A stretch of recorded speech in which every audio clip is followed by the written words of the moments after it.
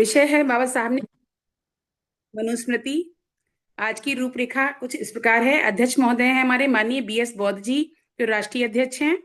मुख्य वक्ता गणों में हैं हमारे माननीय विजय बौद्ध जी, राष्ट्रीय महासचिव प्रभारी छत्तीसगढ़, उड़ीसा, तेलंगाना, आंध्र प्रदेश। उपासिका स्वास्थ्य सरदार जी, जो राष्ट्रीय सचिव प्रभारी हैं पश्चिम बंगाल, झारखंड, बिहार। माननीय नेपालेश्वर बौद्ध जी, प्रदेश प्रभारी हैं उड़ीसा। माननीय सुदेश तनवर जी, जो प्रदेश अध्यक्ष दिल्ली हैं। और माननीय जयमिन प्रियदर्शी जी, जो मुख्य महासचिव गुजरात हैं। और संचालनकर्ता मैं रुचि, बरेली, उत्तर प्रदेश से। तो इसी के साथ हम आज का शुरुआत करने से पहले अध्यक्ष महोदय से अनुमति चाहेंगे कि माननीय BS बौद्ध जी मुझे अनुमति दें ताकि मैं वेबिनार को सुचारू रूप से संचालित कर सकूं। माननीय BS बौद्ध जी। महाकाड़ी के तथागत बुद्ध, बुद्धि संतु बाबा साहब डॉक्टर अम्बेडकर और सभी संतों गुरुओं को मैं नमन करता हूँ। मैं थोड़ा विलंब हुआ, उसके लिए क्षमा चाहता हूँ। और हमारे संस्थापक जी जो हमारे प्रेरणास्रोत मार्गदर्शक हैं, उनको नमो बुद्धाय, जय भीम। साथ ही हमारे सभी राष्ट्रीय स्तर के पदाधिकारी, सभी राष्ट्रीय समन्वयक और सभी हमारे राज्य स्तरीय पदाधिकारी, सभी तहसील के, जिले के सभी हमारे सम्मानित पदाधिकारी और अन्य जुड़े साहिबान। जैसा कि हम सभी जानते हैं कि बाबा साहब के जीवन संघर्ष का मार तारा सत्याग्रह और मनुस्मृति का दहन, ये बहुत ही क्रांतिकारी और संघर्ष के उनकी चरम बिंदु की घटना है। और आज के दिन ही जहां मार तारा सत्याग्रह था, वहां कॉर्नर बना के इसका दहन किया गया था, जिसने एक वैधानिक रूप ले लिया था वर्षों तक। जो हमारे सम्राट अशोक का मानवतावादी समय था, जहां एक मानवतावाद स्थापित हुआ, तो उसके बाद किस तरह से उस मानवतावाद को तहस नहस किया गया।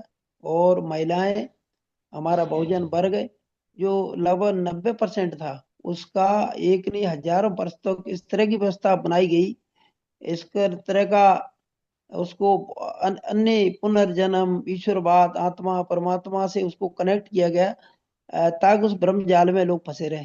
तो ऐसे महत्वपूर्ण बिंदुओं पर RBM हमेशा हमारे संस्थापक जी के प्रेरणा से इस तरह के ज्वलंत बिंदुओं पर चर्चा होती है। आज भी हमारा यही ज्वलंत बिंदु है। तो मैं अनुरोध करूंगा माननीय संचालिका महोदय से कि इसको आगे कार्य में प्रारंभ रखें। Thank you. बहुत बहुत साधुवाद सर, बहुत बहुत आभार आपका अनुमति प्रदान करने के लिए। जैसा कि सर ने बताया कि आज के दिन मानव मानव से अलग करने वाली, इस विभाजन करने वाली घटिया पुस्तक का दहन डॉक्टर भीमराव अंबेडकर हमारे बाबा साहब ने किया था। उनके साथ दो कट्टर अनुयायी भी थे, श्री गंगाधर नीलकंठ जो एक ब्राह्मण थे और श्री आनंद राव विनायक जो एक कायस्थ थे। तो इनके साथ मिलकर उन्होंने सार्वजनिक रूप से इसका दहन किया था। इसी पर और प्रकाश डालेंगी हमारी मुख्य वक्तागणों में है जयमिन प्रियदर्शनी जी, जो मुख्य महासचिव गुजरात हैं। तो मैं उन्हें आमंत्रित करना चाहूंगी कि वो आज के विषय पर अपने विचार हम सभी के समक्ष रखें। मैम, मेल है वो। सॉरी, प्रियदर्शनी। सर है, सर है। ये जयमिन प्रियदर्शी जी, मैं आमंत्रित करना चाहूंगी इन्हें सादर। सर माइक माइक ओपन करें सर।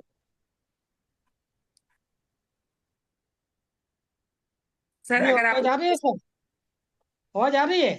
जी जी, जी क्लियर। जी सर, क्लियर आ रही है? Sir okay sir. जी सर। प्रथम करुणा के महासागर तथागत गौतम बुद्ध को मैं कोटि कोटि वंदन करता हूँ। बोधिसत्व बाबा साहब अम्बेडकर को कोटि वंदन। बहुजन समाज में जन्मे सभी संत महापुरुषों को मेरा नमस्कार। संस्था के संस्थापक बुद्ध धम्म प्रकाश भारती साहब को मेरा प्रणाम। विश्वरिया साहब को मेरा प्रणाम, अध्यक्ष श्री, राष्ट्रीय अध्यक्ष। रमेश बंदकोत्रा जी को मैं नमन करता हूं। और आज के मुख्य वक्तागण माननीय विजय बौद्ध जी, माननीय स्वाति सरदार जी, नेपालेश्वर बौद्ध जी, माननीय स्वदेश तनवर जी, सभी को मेरा जय भीम, नमो बुद्धाय। और भारत के कोने कोने से जुड़े मेरे सभी पदाधिकारी को मेरा जय भीम, नमो बुद्धाय। आज का विषय तो बड़ा गंभीर विषय है। कि बाबा साहब ने मनुस्मृति क्यों जलाई। विषय गंभीर है। जला दी मनु की पोथी, जला दी मनु की पोथी, जगा दी एक नई चेतना। संविधान की ज्योति ने मिटाई दी हमारी हर वेदना। ऐसे तो देखें तो भारत रत्न बोधिसत्व डॉक्टर बाबा साहब अम्बेडकर के संविधान के पहले इस देश में एक संविधान लागू था, और ये संविधान मनुस्मृति के संविधान था। मनुस्मृति दो शब्दों से बना है, मनु और स्मृति। रचयिता मनु है और स्मृति का अर्थ है धर्मशास्त्र। यह मनु का धर्मशास्त्र है। और ये मनु का धर्मशास्त्र मीन्स मनुस्मृति किसने लिखी?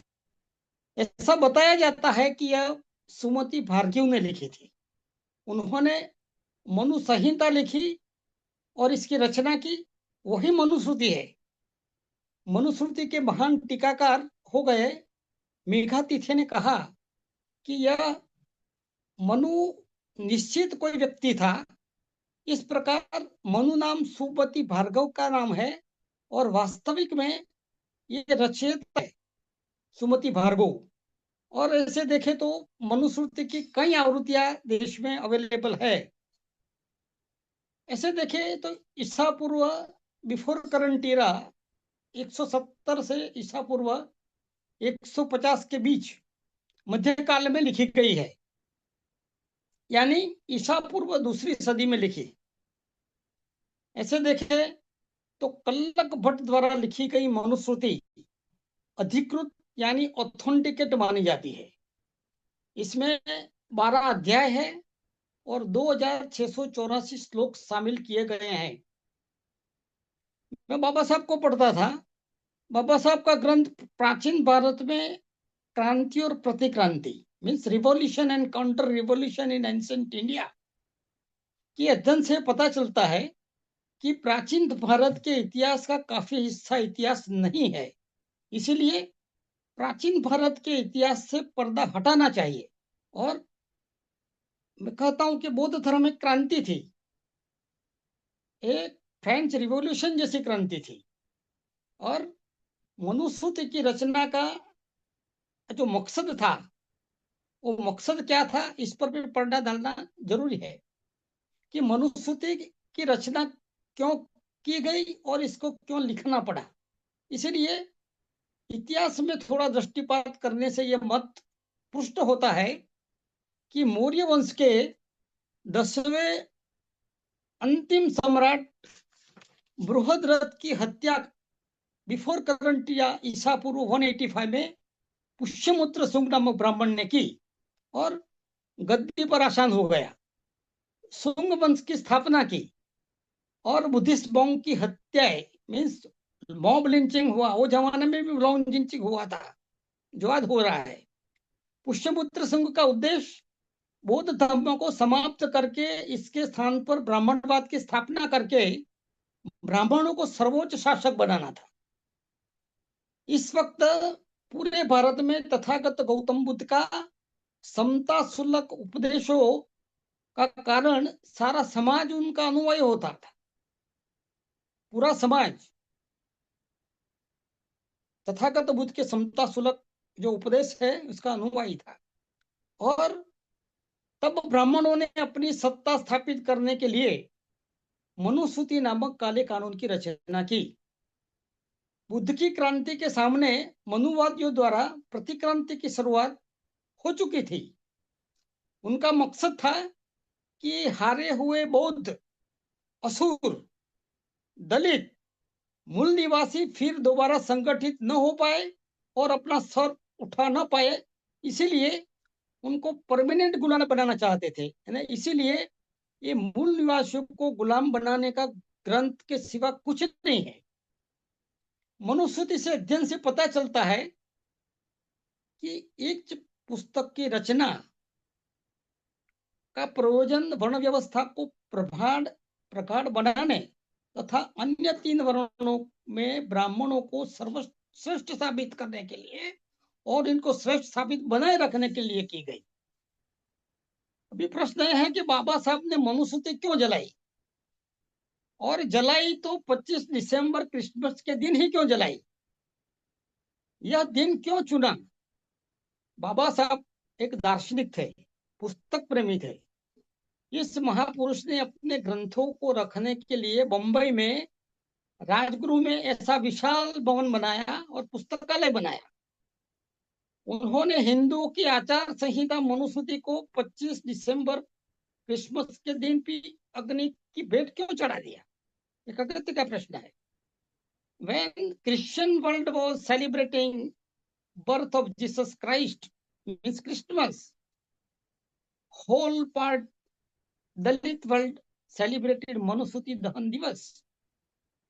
ये ब्रिटिश हुकूमत को एक मैसेज था कि आप क्रिसमस मना रहे हैं, मगर भारत में एक काला कानून मनुस्मृति नाम का जो कानून है, हम ये मनुस्मृति को जला के राख कर दिया है।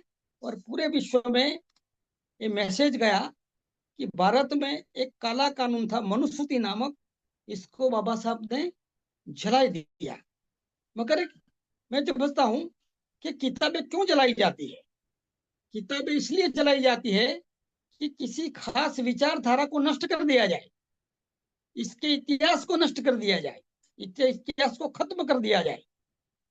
मनुस्मृति ब्राह्मणों को जन्म से श्रेष्ठ, पिछड़े महिलाओं को जन्म के आधार पर निष्कृष्ट निश्चित घोषित करती है। 25 दिसंबर 1927 के दिन महाड़ सत्याग्रह के दौरान इसको इसलिए जलाया गया क्योंकि यह ग्रंथ जातिवादी सामाजिक भेदभाव को बढ़ावा देता था, दलितों महिलाओं को हीन दृष्टि से देखता था और उन्हें जानवरों से भी बदतर स्थिति में रखने का प्रयोजन उन्होंने कर रखा था। बाबा साहब ने मनुस्मृति जलाकर एक ग्रंथ का विरोध किया जो समाज के एक बड़े वर्ग को मानवीय अधिकारों और समानता के सिद्धांतों के खिलाफ था। वह अन्याय के विरुद्ध में न्याय व संघर्ष का प्रतीक था। बाबा साहब मानते थे कि ये पुस्तक हलाहल विस्मय है, जिससे देश में कभी भी राष्ट्रीय एकीकरण और एकीकरण का पौधा कभी पुष्पित नहीं हो सकता और पल्लवित नहीं हो सकता। एक चुनौतीपूर्ण और साहसिक कार्य बाबा साहब ने किया। मनुवादियों ने इसको धर्म विरोधी बताया। उन्होंने कहा कि Manusmriti is ideological basis of caste discrimination, particularly against Dalit, untouchables and womens. Manusmriti एक ग्रंथ नहीं, मेरे हिसाब से एक तिकड़म ग्रंथ है, यानी मूर्खों का ग्रंथ है। इसमें जो कहानियां पढ़े तो मन गलत कहानियां लिखी गई है। ब्रह्मा नाम का एक युग पुरुष हुआ, ये युग पुरुष के मुख से ब्राह्मण पैदा हुए, बाहु से क्षत्रिय पैदा हुए, जांघों से वैश्य और पैरों से शूद्र पैदा हुए।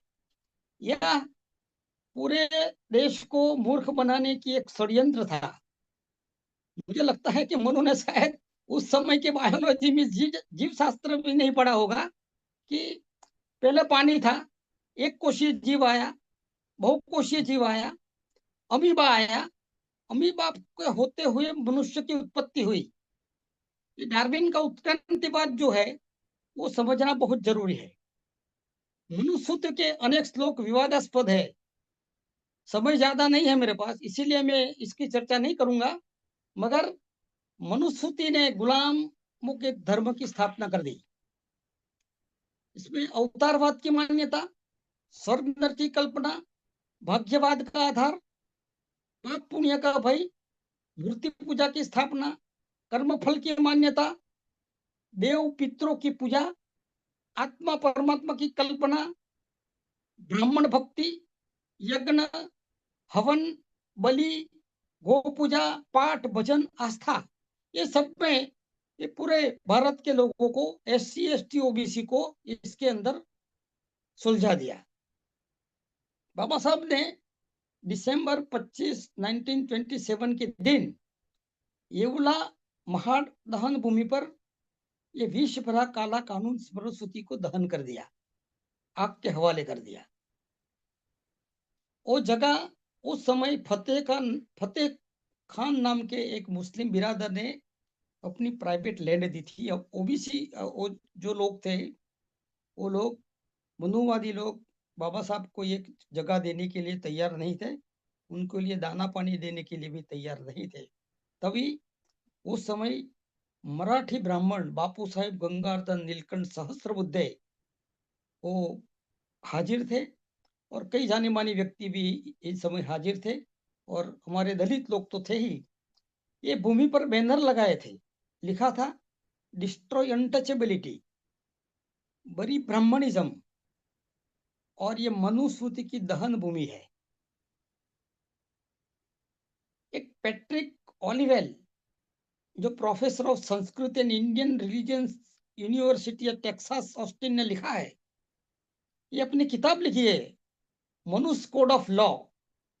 मनुस्मृति का उल्लेख करते हुए उन्होंने एक picture of ancient Indian life का वर्णन किया है पुस्तक के अंदर। उन्होंने लिखा है origin of the world, origin of the world, पृथ्वी की उत्पत्ति, मानव की उत्पत्ति कैसे हुई, sources of dharma and dharma for four varnas, वो इन पुस्तक के अंदर लिखा है। मनुवादी लोग मनु को भारत के प्रधान कानून मंत्री मानते हैं। राजस्थान हाईकोर्ट में के प्रांगण में मनु की मूर्ति लगी है, मगर ग्वालियर हाईकोर्ट के प्रांगण में बाबा साहब की मूर्ति नहीं लगाने देती, इस पे विवाद खड़ा कर दिया। आलमी में देखें तो भारत के अंदर भारत की कोर्ट ने भी मनुस्मृति के आधार पर वर्डिक्ट देना चालू कर दिया है। मैं रिसेंटली पढ़ रहा था, बेहराई वायलेंस हुई, कम्युनल राइट्स हुए, और इसमें जज पवन कुमार शर्मा ने वर्डिक्ट देते हुए मनुस्मृति के चैप्टर 7 का वर्सेस श्लोक 18 का हवाला देते हुए राम गोपाल मिश्रा के एसेसिनेशन केस में मोहम्मद सरफराज नाम के एक युवक को डेथ सेंटेंस करार दिया। मनुस्मृति चैप्टर 7 वर्सेस 80 ये कहता है, दंड शास्ति प्रजा, दंड सर्व एवा भी रक्षति, दंड सुप्तेषु जागृति, दंड धर्म विदुषी बुधा।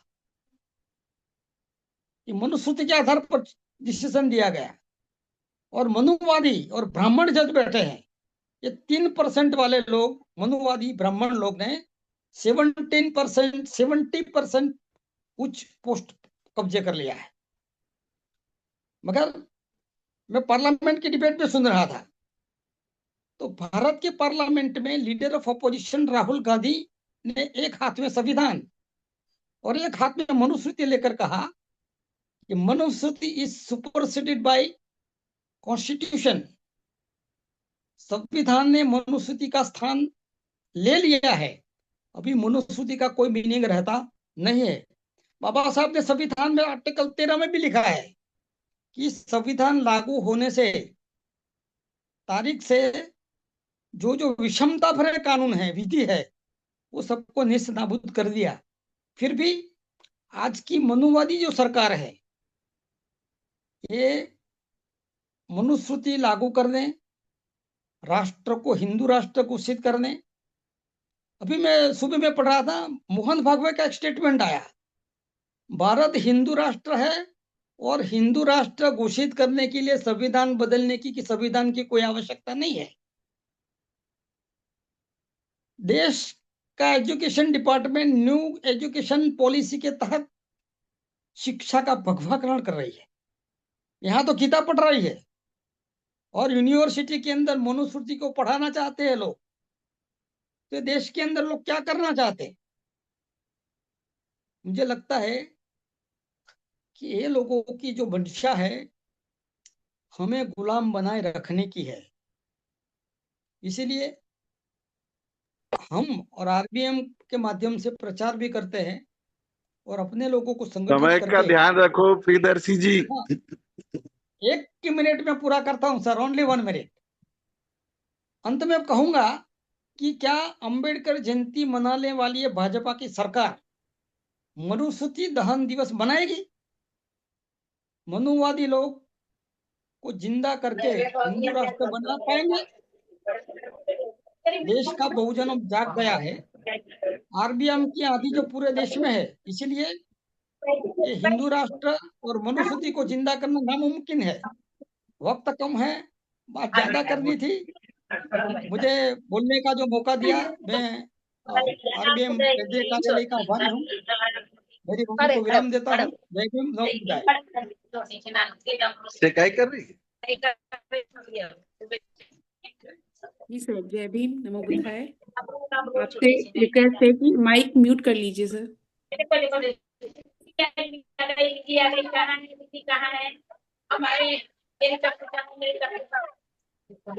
सब का माइक म्यूट कर लीजिए, पीछे से आवाज आ रही जी।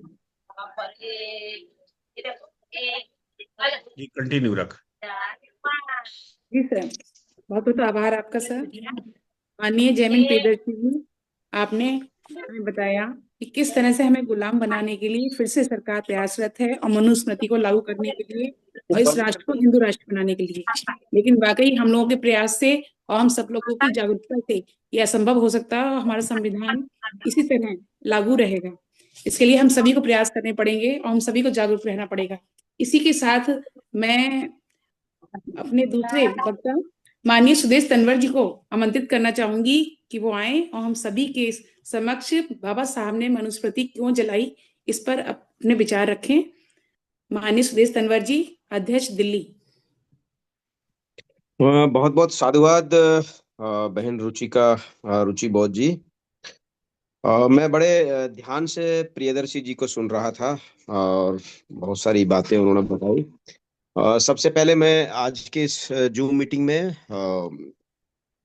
संस्थापक अध्यक्ष माननीय धर्म प्रकाश भारतीय बौद्ध जी को सादर जय भीम करता हूँ। राष्ट्रीय अध्यक्ष बीएस बौद्ध जी और हमारे उपाध्यक्ष, तीनों राष्ट्रीय कोऑर्डिनेटर्स, और आज की इस पैनल में चार जो वक्तागण हैं, माननीय विजय बौद्ध जी, माननीय जयमिन प्रियदर्शी जी, माननीय नेपालेश्वर बौद्ध जी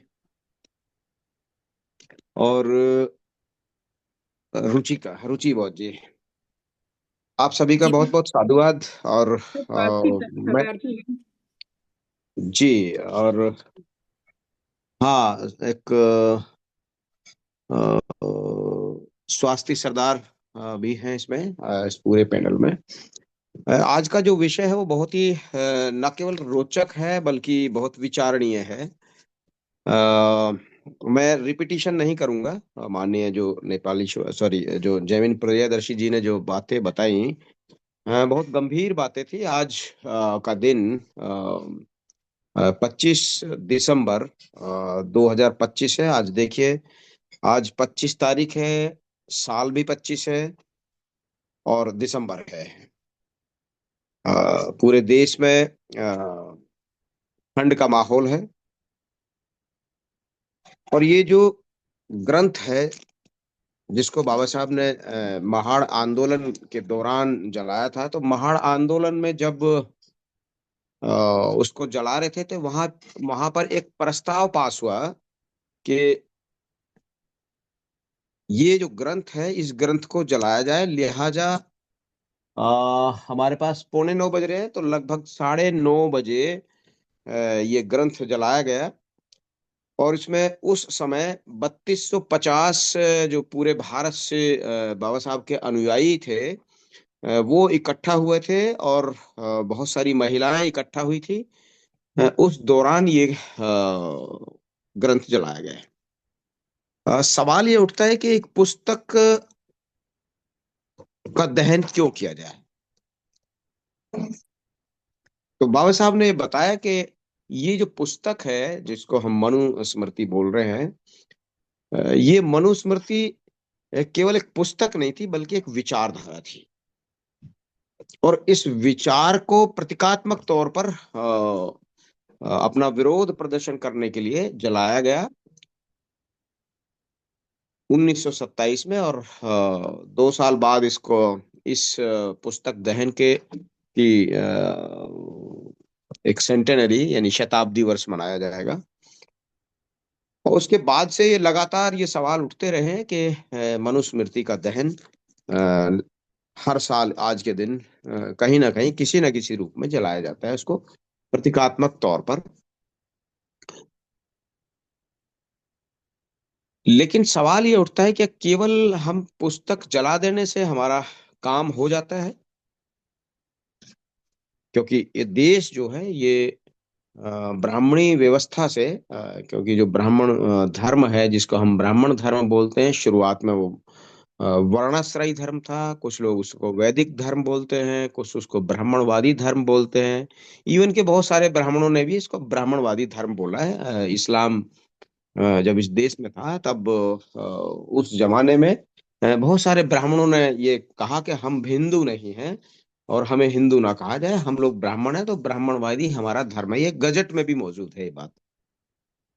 लेकिन जब अब आज हम इस बात की चर्चा करते हैं तो लोगों को बड़ी तकलीफ होती है कि ऐसा क्यों किया जाए, कि हमें ब्राह्मण वादी क्यों कहा जाए। मैं एक छोटी सी घटना के साथ इस बात को लिंक करना चाहूंगा, शेयर करना चाहूंगा। सारी दुनिया में जानते हैं, सारी दुनिया जानते हैं कि हिटलर नाम का एक बहुत ही खूंखार तानाशाह हुआ। और उस तानाशाह ने जर्मनी में बहुत अन्याय किया, विशेषकर यहूदियों के खिलाफ। मुझे 2 साल पहले जर्मनी जाने का मौका मिला और वहाँ एक बहुत बड़ी इमारत थी और उस इमारत को मेरी जिज्ञासा हुई कि मैंने पूछा ड्राइवर से कि ये क्या है, तो उसने बताया कि ये हिटलर की म्यूजियम है।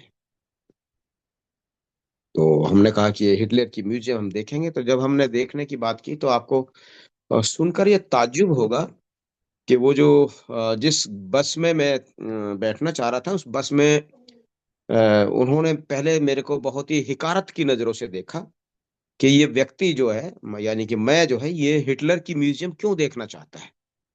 तो उन्होंने आपस में कुछ खुसर फुसर किए और फिर उन्होंने कहा हाँ ठीक है ये बस जाएगी, और हम बैठ गए। हालांकि अंग्रेजी में संवाद हो रहा था तो मैंने कहा चलिए बैठते हैं। और जब मैं वहां गया तो मैं और एक मेरे साथी थे यादव जी, तो हम वहां गए तो उन्होंने कहा कि आप यहाँ उतर जाइए और यहाँ से चले जाइए। बाद में पता चला कि वो 5 किलोमीटर दूर हम लोगों को ठंडी में, क्योंकि वहां का जो ठंड वहां का इन दिनों की बात है, 26 जनवरी की बात थी। वहाँ 26 जनवरी में तो -10 से लेकर 20 डिग्री तक टेम्परेचर होता है, तो आप सोचिए कैसी ठंड होगी। तो हमारी हालत खराब और हम लोग वहां पहुंचे तो पता चला बाद में मैंने कहा, मैंने अपने मन में सोचा इस आदमी ने ऐसा किया क्यों।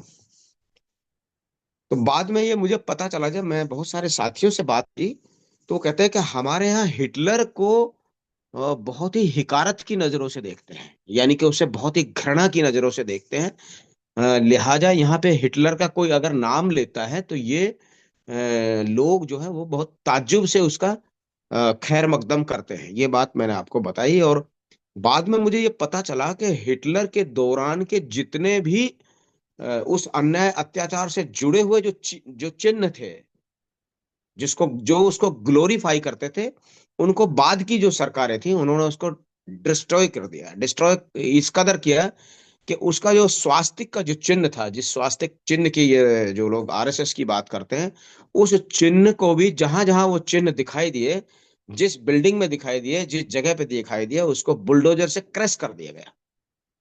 तो मैंने उनसे पूछा कि ये बात क्यों की उन्होंने। तो उन्होंने कहा कि हम ये जो बहुत ही घिनौना इतिहास है हमारे जर्मनी का, ये हम अपनी पीढ़ियों को इसको बताना नहीं चाहते हैं। हाँ, रेफरेंस के तौर पर हमने ये म्यूजियम रखी है, इस म्यूजियम में वो चाहे तो इसकी इतिहास को उसको देख सकते हैं।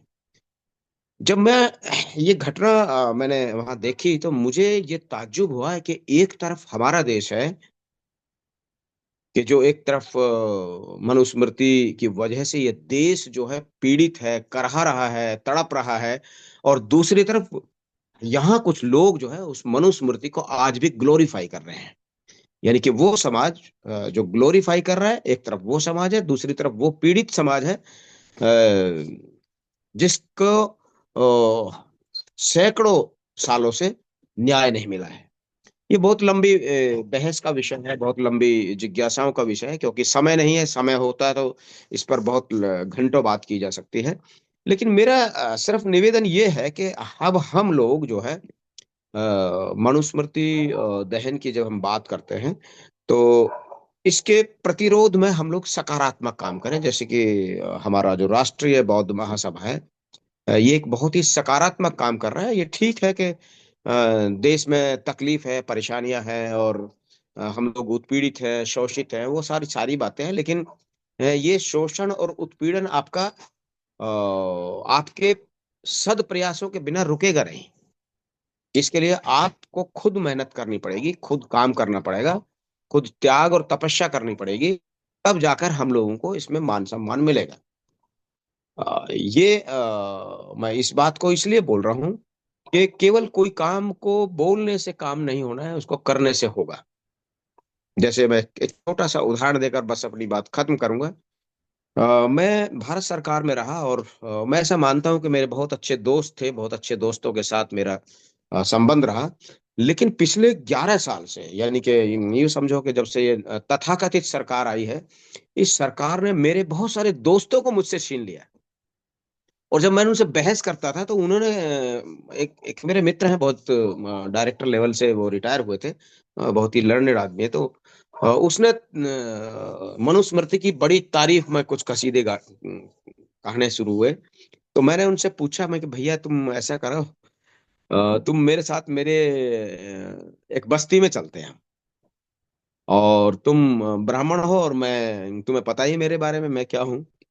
तो चलते हैं, और वहां चलते हैं तो वो आपको कुछ बताना नहीं है उनको, और जब आप बताएंगे नहीं तो पता चलेगा कि वहां की क्या स्थिति है। खैर वो उसे बड़ा ताज्जुब हुआ। तो वो कहता है कि ये मनुस्मृति वहां पढ़ाई जा रही है, ये मनुस्मृति वहां पढ़ाई जा रही है। तो मैंने उनसे ये बोला, मैंने उनसे पूछा कि भैया, हमारे तुम्हारे बीच का भी कोई बिगड़े हुए संबंध नहीं थे, लेकिन ये संबंध पिछले 11 साल में क्यों बिगड़ गए? जब मेरे तुम्हारे बीच बिगड़ सकते हैं, पढ़े लिखे और बुद्धिजीवी लोगों के बीच बिगड़ सकते हैं, तो आप कल्पना कीजिए कि हमारे देश का वो समाज के क्या हाल होगा जिसका कोई रहनुमा नहीं है, जिसका कोई खैर ख्वाह नहीं है। तो उनके पास कोई जवाब नहीं था। और आज भी ऐसा नहीं, ऐसे हजारों लाखों लोग हैं, और ये देश जो है भयानक विरोधाभास में तड़प रहा है। तो ये मनुस्मृति एक विचारधारा है, वो केवल शब्द नहीं थे, वो विचारधारा है। और ये विचारधारा को केवल अम्बेडकरवाद, जिसे हम मानवतावाद बोलते हैं, या जो बुद्धिज्म है, उस बुद्धिज्म से ही वो थर थर कांपेगी। ऐसा और कोई राह उनके पास नहीं है। चाहे लोग बहुत कहते हैं कि इस्लाम ने ये किया है, या क्रिश्चियनिटी आई तो ये सब हुआ, लेकिन उसका जो असली जो मकसद है, या उसका जो असली प्रतिद्वंदी है, वो हम लोग हैं, यानी कि बुद्धिस्ट लोग हैं, या यूं कह सकते हैं कि वे समाज के लोग हैं जो गैर बराबरी में विश्वास नहीं करते हैं, और जिन्होंने बराबरी को जीने का एक बीड़ा उठाया है। उन्हीं से उनकी लड़ाई है, उन्हीं से उनका पूरा का पूरा तंत्र उनके खिलाफ है।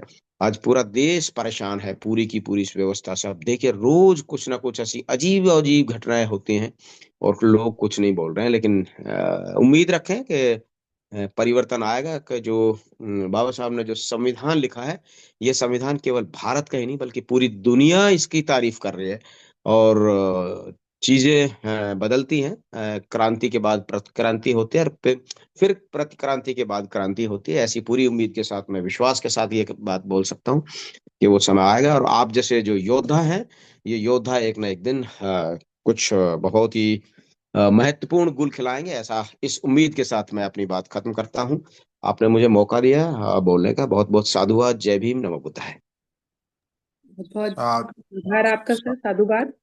सुदेश तंवर जी, जैसा कि आपने बताया कि जो एक वर्ग है वो अपनी मनुस्मृति को फिर से ग्लोरीफाई कर रहा है यहाँ पर, और उसका प्रचार प्रसार कर रहा है, उसे रिवाइव कर रहा है हमारे देश में।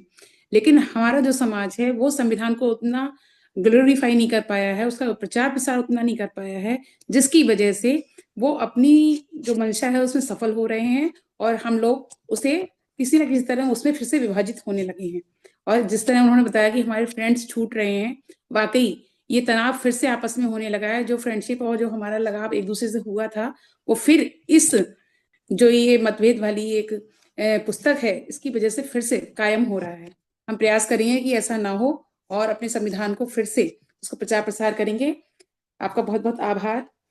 आज ही के दिन 25 दिसंबर 1927 में जो ये मनुस्मृति जलाई थी बाबा साहब ने, इसी दिन एक और क्रांतिकारी एक दिवस हमारे इतिहास में था, वो था उसी के ठीक 54 वर्ष पहले महात्मा ज्योतिबा फुले ने 1873 में 25 दिसंबर को ही इस कर्मकांड और इस मनुवादी व्यवस्था का विरोध करते हुए सत्य शोधक समाज का जो नियम था उससे पहला विवाह किया था। तो ये दोनों घटनाएं हमारी 25 दिसंबर को ही हुई थी। तो ये क्रांतिकारी दिवस हमारे यहाँ दो बातों के लिए जाना जाता है हमारे बहुजन समाज में। पहला कि मनुस्मृति जलाई गई, दूसरा कि महात्मा ज्योतिबा फुले ने भी ठीक 54 साल पहले इसी दिन पहला विवाह सत्य शोधक समाज के जरिए किए था। इसी के साथ मैं आमंत्रित करना चाहूंगी माननीय नेपालेश्वर बौद्ध जी को, जो प्रदेश प्रभारी हैं उड़ीसा के, वो आए और इसी सब्जेक्ट पे अपने विचार उचित समय में, कम समय में प्रस्तुत करें। माननीय नेपालेश्वर बौद्ध जी। मैडम जी, मेरा अनुरोध है, आप कितना मिनट दे सकते हैं? सर टाइम तो हो गया है, फिर भी आप 5 मिनट तो ले लीजिए सर। 5 मिनट में? जी सर। ओके, ठीक है, देखते हैं। सर्वप्रथम महाकारुण्य गौतम बुद्ध को कोटि कोटि नमन करते हुए बोधिसत्व विश्व रत्न बाबा साहेब अम्बेडकर जी को कोटि कोटि नमन करते हुए बहुजन समाज में जन्मे सभी संत गुरु महापुरुषों तथा मयसी महिला को कोटि कोटि नमन करते हुए आज का वेबिनार में उपस्थित कश्मीर से लेके कन्याकुमारी तक जितना भी उपासक उपासिका हो, सभी को जय भीम नमो बुद्धाय।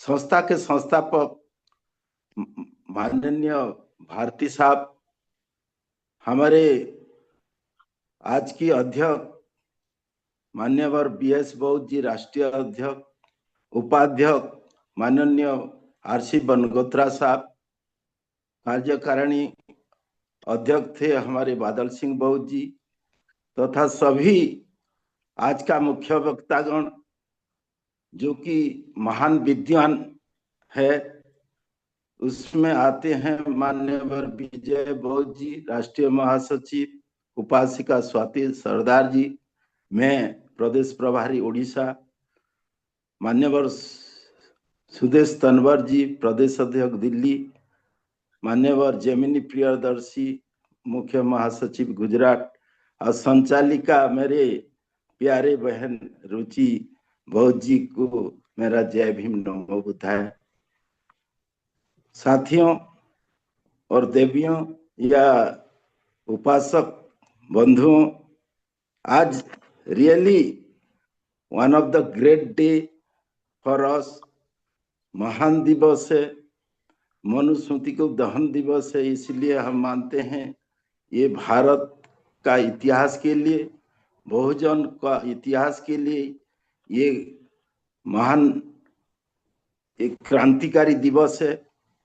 मैडम जी, lover, being a lover of the book, being a symbol of knowledge, Baba Saheb जे की सिंबल ऑफ नॉलेज और लवर ऑफ द बुक, जे की जहाँ जिसका 50,000 से ज्यादा किताब था, वो क्यों एक छोटी सी किताब को जलाए थे, उसका एक कारण होगा। इसलिए हम क्रेडिट देते हैं, उनको मानते हैं क्यों जलाए थे। साथियों, आज मेरे बड़े भाई जेमिनी प्रसाद जी, जेमिनी प्रियदर्शी जी और सुदेश तनवर जी बहुत नया नया चीज बोल के गए हैं, हमको ज्ञान अर्जन किए, हम ज्ञानवान हुए, ज्ञान वर्धित हुआ। लेकिन हम थोड़ा सा बोलना चाहते हैं, मेरा एक्चुअली हिंदी में पुअर है, थोड़ा कॉम्प्रोमाइज कर लेना इसका। साथियों, मनुस्मृति कैसे जलाए, कहाँ जलाए, कौन सा लकड़ी में जलाए, कितना पोस्टर मारे थे, कितना बैनर था, ये इम्पोर्टेंट नहीं है।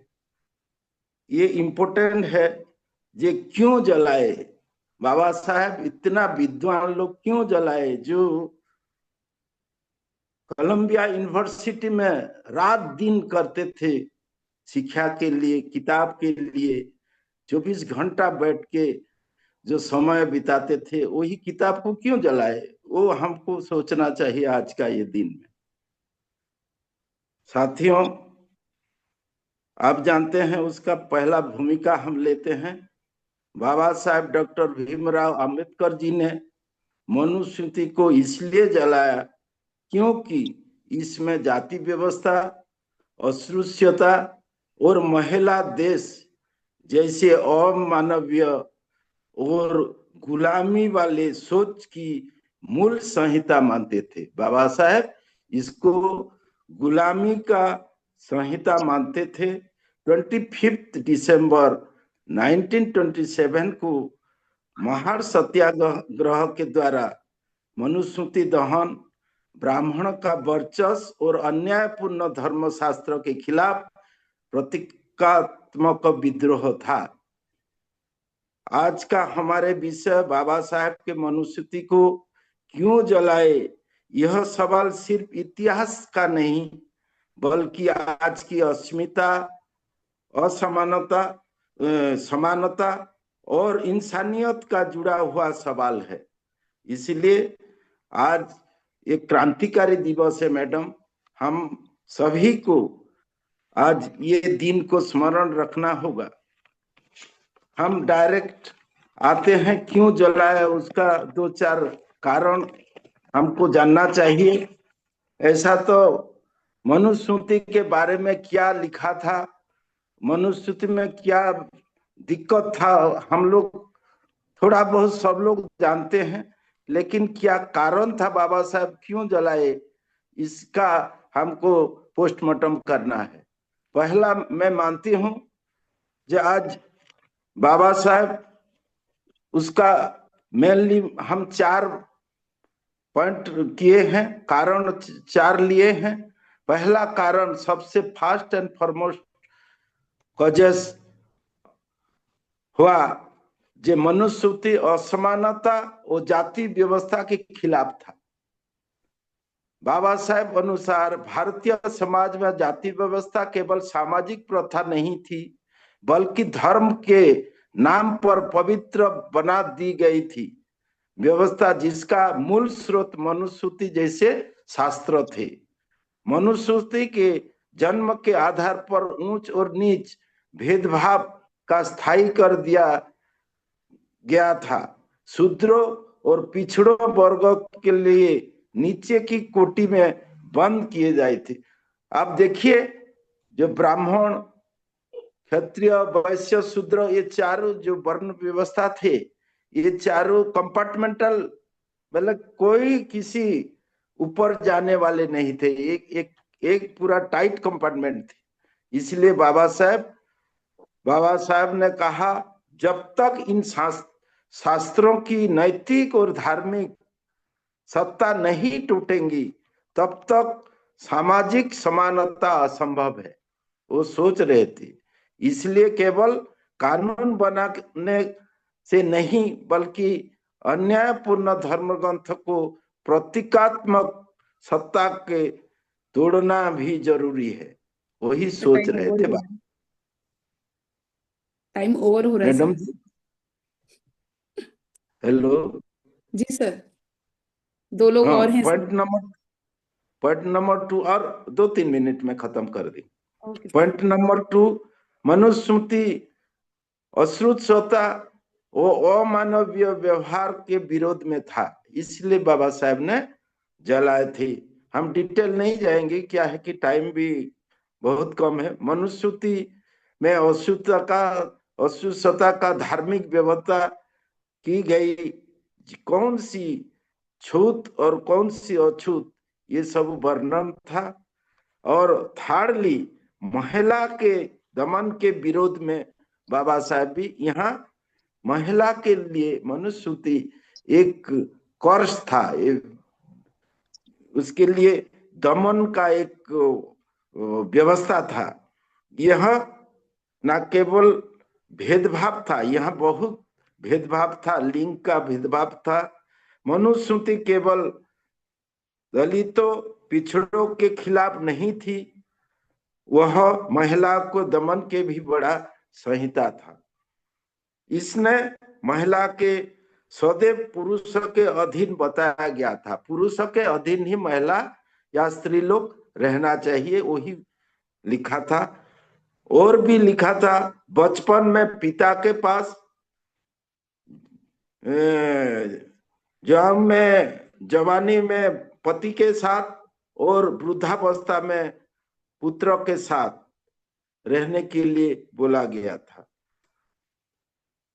और मनुस्मृति का और एक जो क्रिमिनल डायलॉग है, ढोल गवार शुद्ध पशु नारी, शूद्र पशु नारी, ये सब ताड़न के अधिकारी, ये भी महिला के लिए और शूद्रों के लिए एक कटुता थी। इसलिए बाबा साहेब ने जिस ग्रंथ के आधी आबादी को स्वाधीनता व समानता से वंचित किए गए थे, उस ग्रंथ को वो मानने के लिए मना किए थे। साथियों, हम आज जो बैठे हैं, मनुस्मृति दहन जैसा एक पॉइंट हम लेके रखे हैं। धार्मिक आधार पर गुलामी की जड़ काटने के लिए भी बाबा साहब ने बोले थे। बाबा साहब स्पष्ट कहा था, यह धर्म और गुलामी एक साथ खड़े हैं। गुलामी के तमाम के लिए उस धर्म को अधिकार को खत्म करना चाहिए। साथियों, मनुस्मृति दहन का मनुस्मृति दहन केवल 1927 की घटना नहीं, आज भी यह हमारी दिशा तय करने वाली मसाल है। साथियों, बाबा साहब जी ने जो किया वह सिर्फ एक विरोध नहीं, भविष्य की पीढ़ी के लिए एक रास्ता बनाने का कार्य किए थे। उन्होंने दिखाया कि संघर्ष सिर्फ पानी के लिए नहीं, सिर्फ रोजगार के लिए नहीं, बल्कि स्वाभिमान, आत्मसम्मान और बराबरी के मानवीय पहचान के लिए है। वही मैडम जी, और एक बात लास्ट में बोलना चाहता हूँ, जो कमी थे, जो गालियां जितना शूद्रों के लिए और महिला के लिए और अस्पृश्य के लिए मनुस्मृति में लिखा गया था, जब बाबा साहब का ये आया, बाबा साहब जब आपका संविधान लिखने का मौका मिला, तो बाबा साहब ने वो सब चीज को ये किए, संविधान, भारत संविधान में ऐड किए। जैसा आप जानते हैं, आर्टिकल 14 में आपका समानता अधिकार दिए, और आर्टिकल 15 में प्रोहिबिशन, जो डिस्क्रिमिनेशन था पुरुष और महिला का, उसमें आर्टिकल 15 में वही वो अधिकार दिए। आर्टिकल 17 में अनटचेबिलिटी के क्राइम दर्जा दिए थे, अस्पृश्यता का ऊपर दंड दिए थे, और आर्टिकल 19 में time okay sir, freedom of speech, जो बोलने का अधिकार नहीं था, जो शिक्षा देने का अधिकार नहीं था, वो सब भी बाबा साहब ने हमको संविधान में दिए। ठीक है, अब मेरा बात भी खत्म करने जा रहे हैं। आप लोग धीरज से सुने हैं, इसीलिए सभी को मेरा जय भीम, नमो बुद्धाय, जय संविधान, जय आरबीएम। Thank you sir. बहुत बहुत साधुवाद सर। माननीय नेपालवासी बौद्ध जी ने बहुत प्रयास किया कि वो हमें बता सकें किस तरह से कि बाबा साहब ने इस मनुस्मृति क्यों जलाई थी। आपका प्रयास वाकई सफल रहा। बाबा साहब ने इस हिंदू धर्म ग्रंथ जो स्त्री विरोधी था, बहुजन विरोधी था, घटिया मानसिकता रखता था, ऊंच नीच वर्ण व्यवस्था का जनक था, इंसानियत विरोधी ग्रंथ था, उसको जलाया समता, समानता और मानवता को स्थापित करने के लिए। बहुत बहुत साधुवाद सर। इसी के साथ मैं आमंत्रित करना चाहूंगी हमारी क्रांतिकारी उपासिका स्वाति सरदार जी को, जो राष्ट्रीय सचिव प्रभारी हैं पश्चिम बंगाल, झारखंड, बिहार की। मैं उन्हें बहुत आदर के साथ आमंत्रित करना चाहूंगी, उपासिका स्वाति सरदार जी।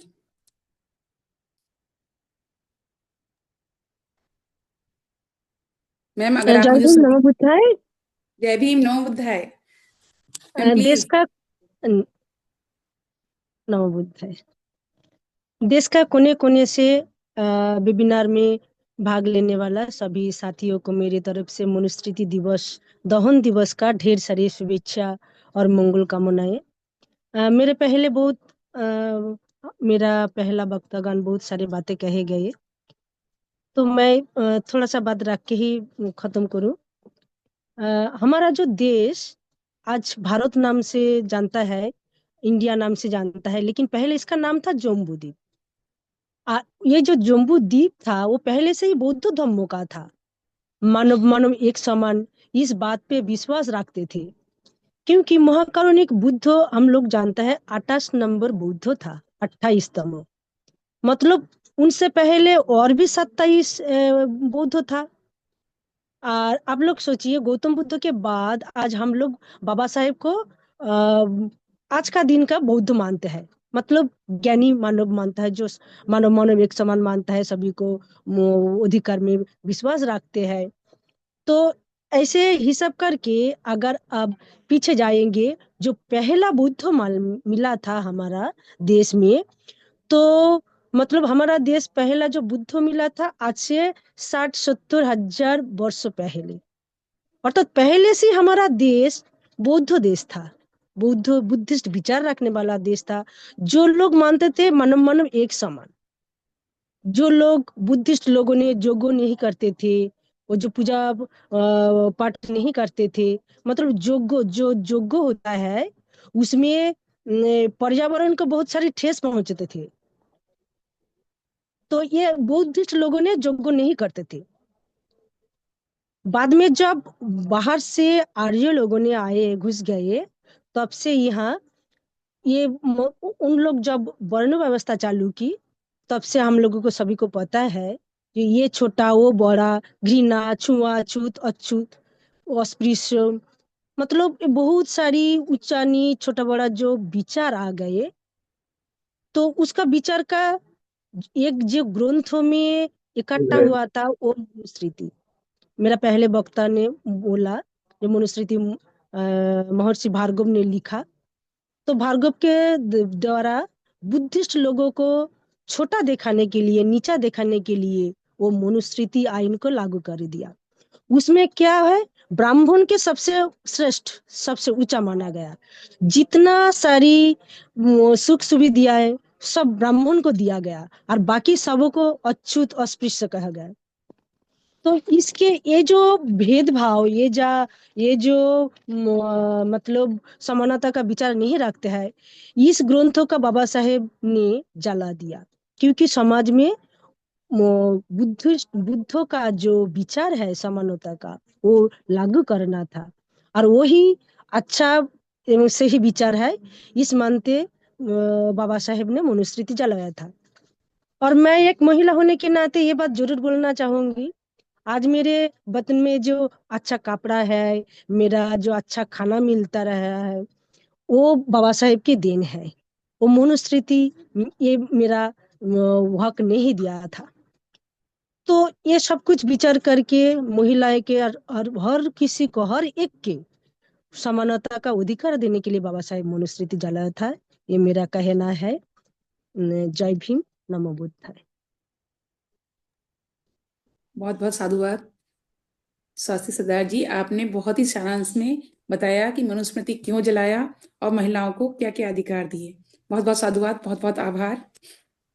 इसी के साथ में बुलाना चाहूंगी हमारे अंतिम वक्तागण हैं माननीय विजय बौद्ध जी, जो राष्ट्रीय महासचिव प्रभारी हैं छत्तीसगढ़, उड़ीसा, तेलंगाना, आंध्र प्रदेश, मैं उन्हें आमंत्रित करना चाहूंगी कि वो भी इस विषय पे अपने विचार हम सभी के समक्ष रखकर हम सभी को अनुग्रहित करें। माननीय विजय बौद्ध जी। नमो बुद्धाय। बहन जी, मेरी आवाज आ रही है? बिल्कुल स्पष्ट आ रही है सर। धन्यवाद। आज के वेबिनार का विषय है बाबा साहेब ने मनुस्मृति क्यों जलाई। मैं अपनी बात से पूर्व सभी संतों, गुरुओं और महापुरुषों को नमन करता हुआ परम आदरणीय संस्थापक महोदय राष्ट्रीय बौद्ध महासभा BS बौद्ध साहब, राष्ट्रीय अध्यक्ष राष्ट्रीय बौद्ध महासभा और बहुत अच्छे ढंग से संचालित कर रही बहन रुचि आजादी और पूरे देश भर से इस जून के कार्यक्रम में जुड़े हुए सभी साथियों को मेरा मैत्रीपूर्ण जय भीम। साथियों, आज का विषय है बाबा साहब ने मनुस्मृति क्यों जलाई। ये बहुत विषय यह है कि इसका लोगों को मालूम ही नहीं है। हमारे लोगों को बाबा साहब ने मनुस्मृति इसलिए जलाई कि जब बाबा साहब विदेश से पढ़ करके भारत आए वापस, तो बाबा साहब को तो यहाँ का सारा चीज मालूम था कि मेरे देश में क्या क्या हो रहा है। मगर बाबा साहब ने देखा कि भाई विदेश में वहाँ स्त्री पुरुष सारे लोग समता मूलक समाज की तरह बिल्कुल बराबरी का अधिकार है, हमारे देश में क्यों नहीं। तो बाबा साहब को मनुस्मृति का सारा अध्ययन था ही, और मनुस्मृति मनुवादियों ने से एक साजिश के रूप में मनुस्मृति को लागू किया, और उस समय मनुस्मृति का ही संविधान चलता है। मनुस्मृति जो पढ़ा है वो जानता है कि मनुस्मृति में कितनी साजिश है, हर शब्द में, हर इसमें कि कोई अछूत धन रुपया पैसा इकट्ठा नहीं कर सकता।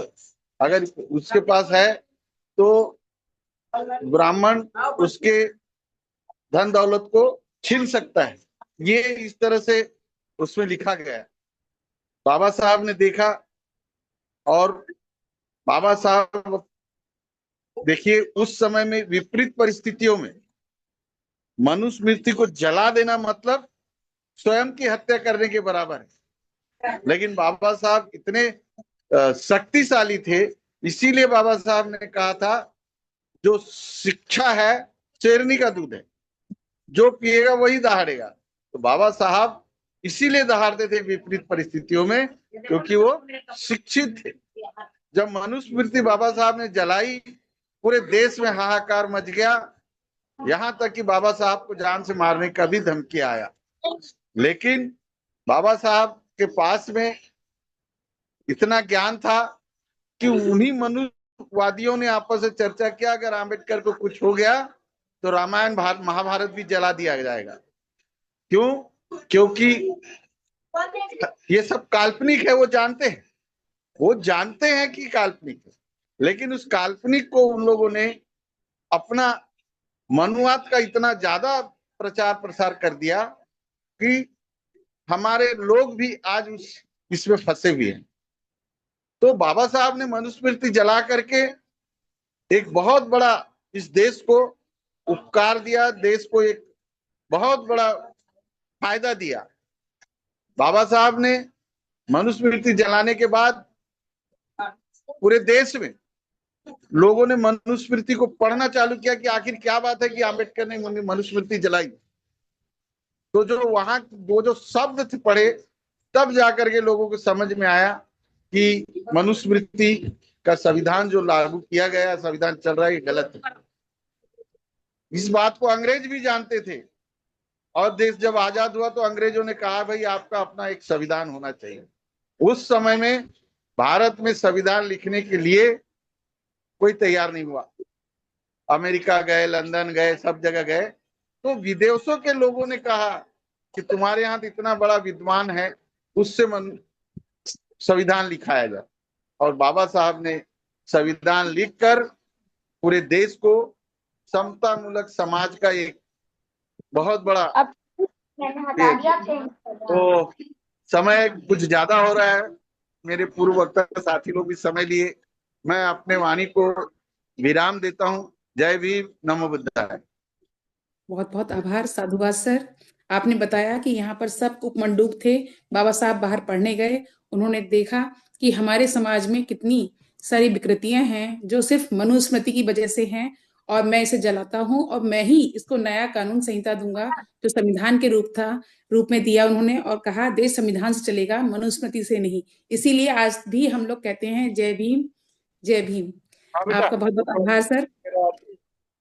इसी के साथ मैं बुलाना चाहूंगी अध्यक्ष महोदय माननीय बीएस बौद्ध जी को, कि वो भी अपना अध्यक्षीय वक्तव्य हम सभी के समक्ष रखे, हम सभी को अनुग्रहित करें। माननीय बीएस बौद्ध जी।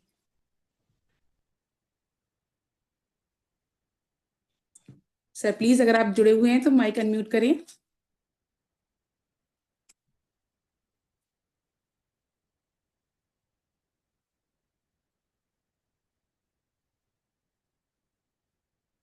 अध्यक्ष महोदय माननीय बीएस बौद्ध जी, माइक अनम्यूट करके अपना अध्यक्षीय प्रबोधन हम सभी के समक्ष रखने का प्रयास करें। हेलो जी रुचि बौद्ध जी।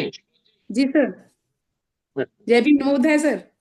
जय भीम नमो बुद्धाय। हमारे रोहित बौद्ध जी हैं डीएसएस के, जी वो बार बार मैसेज कर रहे हैं कि संस्थापक साहब को भी बुलवाओ।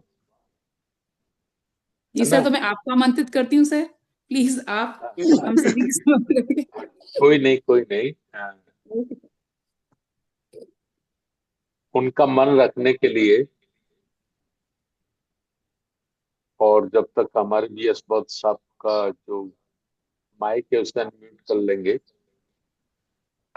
उनकी स्क्रीन पे एक नीला या लाल रंग का माइक आ रहा है, उसको टच करना है, उसको कर लेंगे, वो रेडी हो जाएंगे, है ना?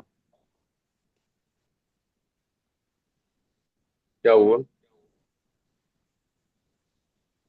हेलो, जी बात रखें सर, बात रखें। आवाज आ रही है आपकी, अच्छी आ रही है। ठीक से आ रही है ना? जी जी सर।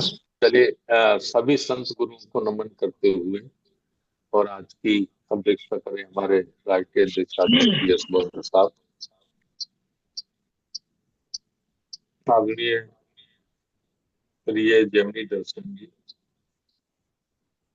कंवर साहब, हमारी छोटी बहन स्वाति सरदार। सर एक माइक बंद कर दीजिए, आवाज दोबारा आ रही है। दो बार आ रही है तो एक कर देता हूँ। जी सर। अब आ रही है क्या? अब ठीक है। हाँ सर, अब क्लियर आ रही है। आदरणीय विजय बौद्ध जी और हमारी छोटी बहन रुचिया जी बहुत अच्छा संचालन कर रही है। देश भर से जुड़े सभी साथियों को मेरा नाम बुद्धाय जी। मनुस्मृति के संबंध में तो मैं अपनी बात नहीं रखना चाहता आज, लेकिन जब बहुत संवेदनशील विषय होता है और उसमें मेरा नाम नहीं होता, जबकि पर्चा पंपलेट मैं ही तैयार करता हूँ, और एक तरह से समझे तो मैं ड्यूटी लगाता हूँ सबकी, है ना? तो आज हमारे एक मूवमेंट के साथी ने मुझे कहा, सर ये समझ में नहीं आ रहा कि मनुस्मृति जैसा बहुत संवेदनशील इशू है और जो पर्चा सेंटर ऑफिस से जारी हुई उसमें आपका नाम नहीं। तो मैंने उनको पूछा कि आपको लग रहा है मैं नहीं जोड़ूंगा? तो बोले नहीं, आप तो जुड़ते हैं सर सब में, कभी आईडी से जुड़ते, कभी नाम लिख के जुड़ते, नहीं तो आप किसी अननोन फॉर्म से जुड़ते हैं, ऐसा हमको पूरा पता भी है। मैं बहुत गहरी बात कहने के लिए तैयार हूं। मैंने उनको कहा कि देखो, ब्राह्मण व्यवस्था या ब्राह्मणवादी व्यवस्था जिसका सारा समावेश मनुस्मृति में किया गया है,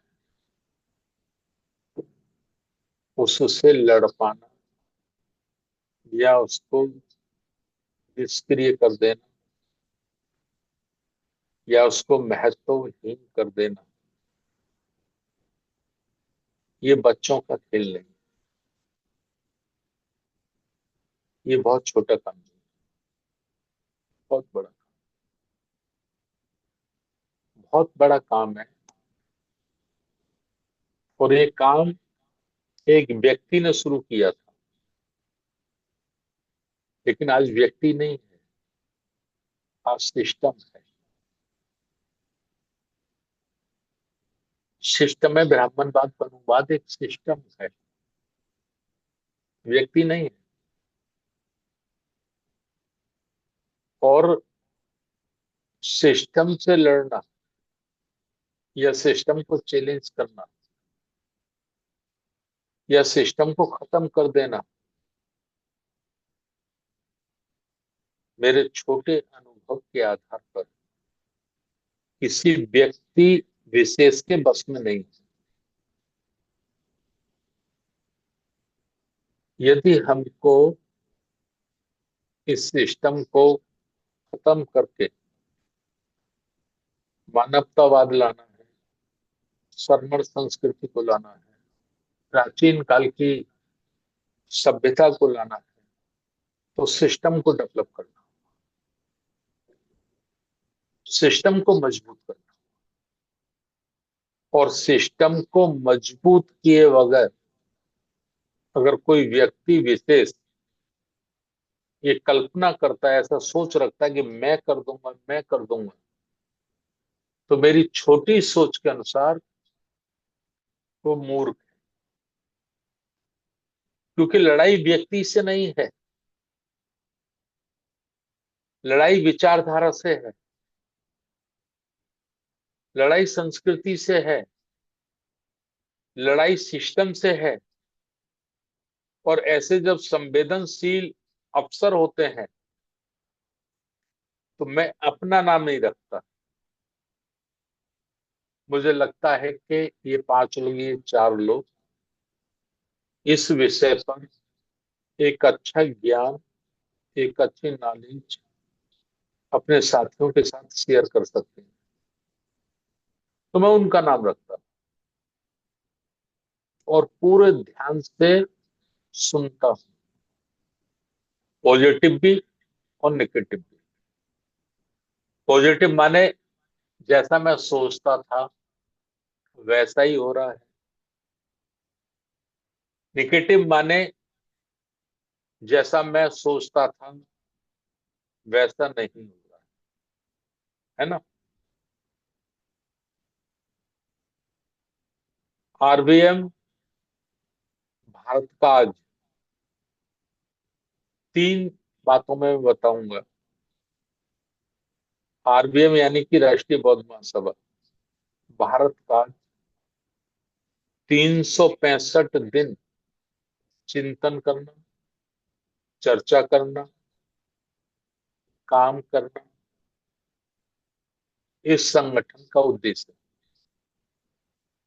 और खुशी की बात है कि हम 365 दिन चर्चा कर रहे हैं। आज बैठ के भी हम चर्चा कर रहे हैं, 100 लोगों में चर्चा कर रहे हैं, अंतिम 100 लोग हैं, ठीक है, हम 100 लोगों में चर्चा कर रहे हैं। खुशी की बात है कि 100, मतलब दुख की बात है कि 100 लोग हैं। खुशी की बात है कि 100 लोग किसी एक जिले से नहीं है, किसी एक स्टेट से नहीं है, संपूर्ण भारत से। इसमें जम्मू कश्मीर से भी हैं, इसमें पंजाब से भी हैं, इसमें पश्चिम बंगाल से भी हैं, इसमें उड़ीसा से भी हैं, इसमें छत्तीसगढ़ से भी हैं, इसमें मध्य प्रदेश से भी हैं, इसमें उत्तर प्रदेश से भी हैं, है ना। तो हमको सिस्टम डेवलप करना है, चूंकि लड़ाई सिस्टम से, सिस्टम को डेवलप करना है और सिस्टम को ऑटो गियर पे लाना है। ब्राह्मणवादी व्यवस्था ने सिस्टम में ही डेवलप नहीं किया है। सिस्टम तो डेवलप किया ही है उसने, लेकिन सिस्टम को ऑटो गियर पे लाए हैं वो, ऑटो गियर पे, ऑटोमेटिकली। तो जब तक हम मानववाद को, अम्बेडकरवाद को, बुद्धिज्म को सिस्टम के साथ साथ ऑटो गियर पे नहीं लाएंगे। ऑटो गियर का मतलब होता है स्व संचालित, हिंदी उसकी है, स्वयं चले, खुद चले, अपने आप चले। सीट्स पे रहने वाले लोग उसको ऑपरेट करेंगे।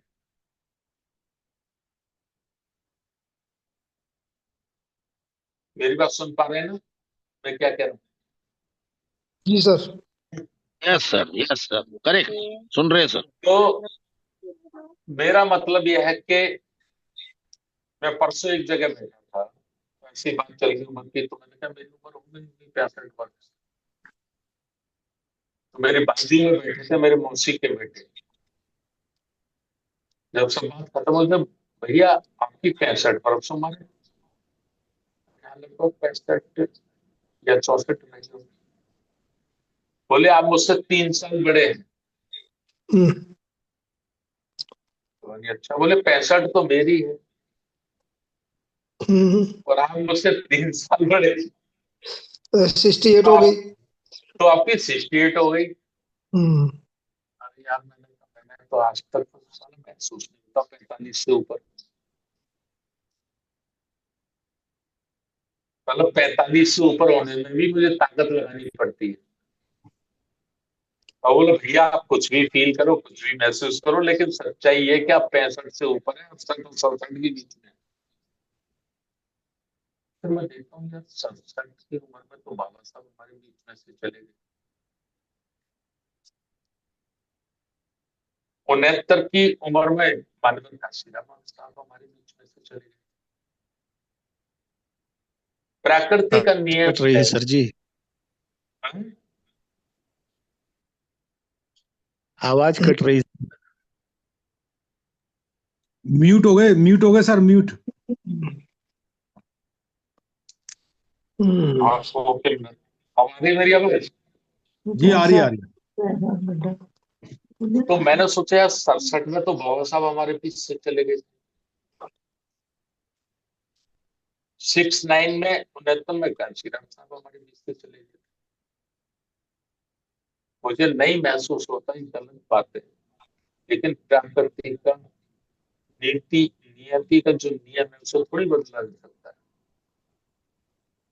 हम थोड़ी बहुत भी और ताकत लगाएंगे तो 5-6 वर्ष और खींच लेंगे, है ना? तो इन 5-6 वर्षों में मैं अपने को संवेदनशील मुद्दों से क्यों दूर रखता हूँ?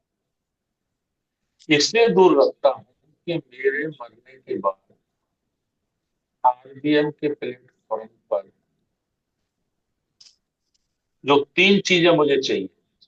पहली चीज मुझे चाहिए कि आरबीएम को हजारों हजारों वर्षों तक जिंदा रखा जाए, है ना? आरबीएम कोई संस्था है या नाम है, इससे मतलब नहीं है, मतलब विचारधारा से।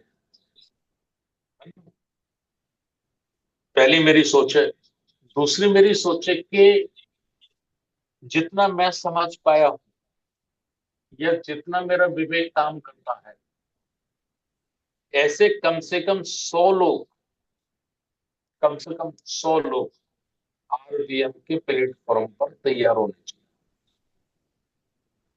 तैयार होने चाहिए जो इस किस्म के संघर्ष को समझ सके, इस किस्म की व्यवस्था को समझ सके। तीसरा मेरी सोच यह है कि सिस्टम को अगर हमें डिलीट करना है तो एक सिस्टम को डेवलप करना, एक सिस्टम को अगर डिलीट करना है तो एक सिस्टम को हमें डेवलप करना, और वो सिस्टम है सर्वण संस्कृति, मानवता, इंसान और इंसानियत विज्ञान के आधार पर, तर्क के आधार पर और अनुभव के आधार पर। तो इसके लिए मैं ऐसे विशेष अवसर जब होते हैं तो मैं 4-5 साथियों का सिलेक्शन करता हूं और ध्यानपूर्वक सुनता हूं कि मैं ठीक रास्ते पे चल रहा हूं या ठीक रास्ते पे नहीं चल रहा हूं। ठीक रास्ते पे चल रहा हूं तो इस रास्ते को और आगे तक कैसे ले जाना है, और ठीक रास्ते पे नहीं हूं तो इसको ठीक कैसे करना है। इसलिए जितने भी साथी हैं आप देखते होंगे कि आरबीए में एक पहला प्लेटफॉर्म है जहाँ खुली चर्चा होती है हर प्रोग्राम की, हर कार्यक्रम की, हर व्यवस्था की। आरबीएम पहला संगठन है जिसने अपने संविधान की प्रस्तावना या संविधान के प्रस्तावित अनुच्छेदों को सार्वजनिक किया 16 मार्च को सूर सदन आयोजन। मैं नहीं समझता भारत दुनिया में कभी गया नहीं विदेश, भारत में कोई एक ऐसा संगठन हो जिसने अपने बायलॉज को, अपने संविधान को सार्वजनिक किया, है ना।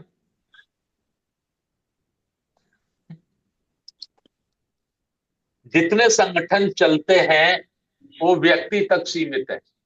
व्यक्ति ये है तो ये संगठन है, ये खत्म तो संगठन खत्म। आरबीएम को हम व्यक्ति तक सीमित रखना नहीं चाहते, हम उसको विचारधारा पे सीमित रखना चाहते हैं, है ना। बुद्ध से कंपैरिजन नहीं करना मेरा, मैं उनकी पैर की धूल भी नहीं हूं। जब आनंद ने तथागत से पूछा कि तथागत आप अब आपकी सेहत सही नहीं है तो धम्म का उत्तराधिकारी कौन होगा, तो बुद्ध ने कहा नहीं, धम्म का उत्तराधिकारी धम्म ही होगा। अर्थात एक सोच उसकी उत्तराधिकारी होगी, एक विचार उसका उत्तराधिकारी होगा, व्यक्ति नहीं होगा, है ना। तो रोहित बौद्ध जी बार बार ऐसा मैसेज कर रहे थे और मैं रोहित बौद्ध जी अगर मेरी बात सुन पा रहे हो तो मैं उनको ये सलाह दे रहा हूँ और बड़ा होने के नाते उनको आदेश भी दे रहा हूँ, ऐसे मैसेज मत किया करो यार, मत किया करो। कोई आपको सलाह मशवरा करनी है, XYZ किसी को भी कोई सलाह मशवरा करनी है तो फोन पे कर लो, व्यक्तिगत करके मिल, है ना। तो मत किया करो। बहुत बहुत धन्यवाद, मैंने अपनी पीड़ा रखी है और मैं सिर्फ एक लाइन बोल रहा हूँ भाई। आज से 98 वर्ष पहले मनुस्मृति को जलाना, जलाना माने एक विचारधारा को हम स्वीकार नहीं करेंगे, ये उसका संदेश। हम इस विचारधारा को ईश्वरवादी, जातिवादी, वर्णवादी इस विचारधारा को स्वीकार नहीं करेंगे, ये बाबा साहब ने कहा। क्या 98 वर्ष बाद, जब लोकतंत्र नहीं था, जब संविधान नहीं था, जब हमको वोट करने का अधिकार नहीं था, हमको बोलने की स्वतंत्रता नहीं थी, आज तो है ना, पिछले 75 वर्षों से तो है ना। तो क्या हमने उस बाबा साहब डॉक्टर अम्बेडकर के संकल्प को स्वीकार किया है? अगर हमने उसे स्वीकार कर लिया होता तो दुनिया की कोई ताकत आज मनुस्मृति का पाठ नहीं पढ़ा रही होती, बल्कि मनुस्मृति शब्द उसके मुंह पे आते ही उसको ये लगता कि मेरे लिए कोई बवाल हो सकता है, मेरे लिए कोई आफत हो सकती है, मेरे लिए कोई परेशानी खड़ी हो सकती है। तो मनुस्मृति को चाहने वाले लोग भी दिल में रखते या नहीं रखते नहीं कह सकता, लेकिन मुंह पे नहीं आने देते, है ना। हमने बाबा साहब डॉक्टर अम्बेडकर के मूवमेंट को या उनके चित्र को पूजनीय बना दिया। पूजनीय बनाना ही हमारी भूल है, हमें पूजनीय नहीं बनाना, अनुकरणीय बनाना है, जीवन में लाना है, संस्कारों में लाना है, चरित्र में लाना है, अपने दैनिक कर्मों में लाना है ना। ये एक मकसद है। धन्यवाद। नमो बुद्धाय, जय भीम। बहुत बहुत साधुवाद सर, साधु साधु। फिर से याद दिलाने के लिए कि हमें किस मार्ग पे चलना है और आरबीएम को संस्कृति, एक विचारधारा और सिस्टम कैसे बनाना है। तो आप समय समय पर याद दिलाते रहा करिए सर, हम लोग भूल जाते हैं। सर मैं एक दो लफ्ज बोल सकता हूँ? जी जी, जी बोले जरूर। बोले, कोई बात नहीं। सर मनुस्मृति तो हमने जला दी, बाबा साहब ने जला दी, लेकिन मैं आज एक अपने इस प्लेटफॉर्म से एक और बात कहना चाहता हूँ कि हम लोगों को एक तो अपना जो है नेशनल टीवी उसको जलाना चाहिए और एक प्रिंट मीडिया को जलाना चाहिए। ये हम बहुजन समाज के लोगों को ये चीजें नहीं देखनी चाहिए। ये मेरा आज इस प्लेटफॉर्म से ये एक संदेश जा रहा है। इंजीनियर साहब, मैं आपकी बात बड़ी कर दूं। जी सर। आप 5,000 लोग भारत में ऐसे तैयार कर लीजिए जी जो ये कसम खा ले कि अब हम घर में नहीं रहेंगे, जेल में रहेंगे। हम तो तैयार हैं सर। आप नहीं, 4,999 और भी चाहिए। तो उसके साथ मैं एक अकेला, उसके साथ और भी 100 बंदा चाहिए ना मुझे। मैं आपकी बात को आगे बढ़ा रहा हूँ। जी भारत के 5,000 लोग जिस दिन ये संकल्प ले लेंगे कि अब हमें घर नहीं रहना है, भाई जो सिस्टम में है, पावर में है, उन पर बड़ी ताकत क्या है? जेल ही है ना। जी जी सर। जेल ही उनकी बड़ी पावर है। तो हम बिल्कुल। तय कर रहे हैं जेल में ही रहेंगे। हम जेल में ही रहेंगे, लेकिन जब तक जेल से बाहर रहेंगे तब तक इस व्यवस्था को स्वीकार नहीं करेंगे। पांच तो हजार यही बहुत। यही आज 5,000। यही संकल्प हमें लेना है कि हम प्रिंट मीडिया नहीं देखेंगे, हम अखबार घर में नहीं लगवाएंगे, हम टीवी नहीं देखेंगे। हाँ, तो 5,000 जिस दिन ऐसे लोग खड़े हो जाएंगे कि सर मैंने तो तैयारी कर ली है जेल में रहने की, और मैं जेल कभी नहीं गया, मैं अपना अनुभव शेयर कर रहा हूँ आपके साथ। पर मैं सर जेल में एक बार मेरे गया हूँ। बहुत। मैं एक बार इंजीनियर गया साहब हूँ। सुनो, एक मिनट सुनो। आप जी गए सर। होंगे, मैं नहीं गया कभी। जी सर। और तुम सुनोगे कितने हुए मेरे? जी 7,307। 7 मुकदमे 307 के। 9 मुकदमे अपहरण के। 14 मुकदमे डकैती के मेरे पर लगे। नहीं मैं सर कॉलेज यूनियन का लीडर था ना, मैं कॉलेज यूनियन का लीडर था, मैं एक एक दिन जेल में रहा हूँ। और बाबूजी राजाराम आनंद साहब जुड़े होंगे तो वो जानते होंगे मेरे जीवन के बारे में, है ना। ये सब राजनीतिक मुकदमे हैं मेरे ऊपर, लेकिन मैं जेल नहीं गया एक दिन भी। जेल की बात मैं इसलिए कह रहा हूं, जेल में जितने लोग गए हैं उनसे मेरे मतलब हमारे मिलने जुलने वाले, मैं उनको पूछता हूँ कि भैया जेल कैसा रहता है? बोले सर 2-3 दिन तो बड़ी परेशानी होती है, 2-3 दिन के बाद फिर बड़ा अच्छा लगता है। क्या अच्छा लगता है कि सुबह 6 बजे चाय मिलेगी, एक कटोरी में नाश्ता मिलेगा, कुछ होगा। 11 बजे खाना मिलेगा, है ना। 5 बजे फिर खाना मिलेगा। और अगर आपकी पॉकेट में 200 रुपए हैं प्रत्येक दिन, तो 50 रुपए आप पेलिया को दे दो, है ना। और 150 रुपए कैंटीन, जेल में ही कैंटीन होती है, तो आप पनीर की सब्जी ले लो, पापड़ ले लो, जलेबी ले लो, समोसे ले लो। मैंने कहा 50 रुपए और बढ़ा दिए जाए तो बोले फिर शाम को आपको कोई ऐसा मिल जाएगा, कैदी होते हैं वो सब लोग, आपके पैर की मालिश करेगा, मालिश करके सुला देगा। तो मैंने ये ऐसा क्यों करते हैं? बोले किसी को बीड़ी पीने की आदत है, किसी को गुटखा खाने की आदत है, किसी को तंबाकू खाने की आदत है।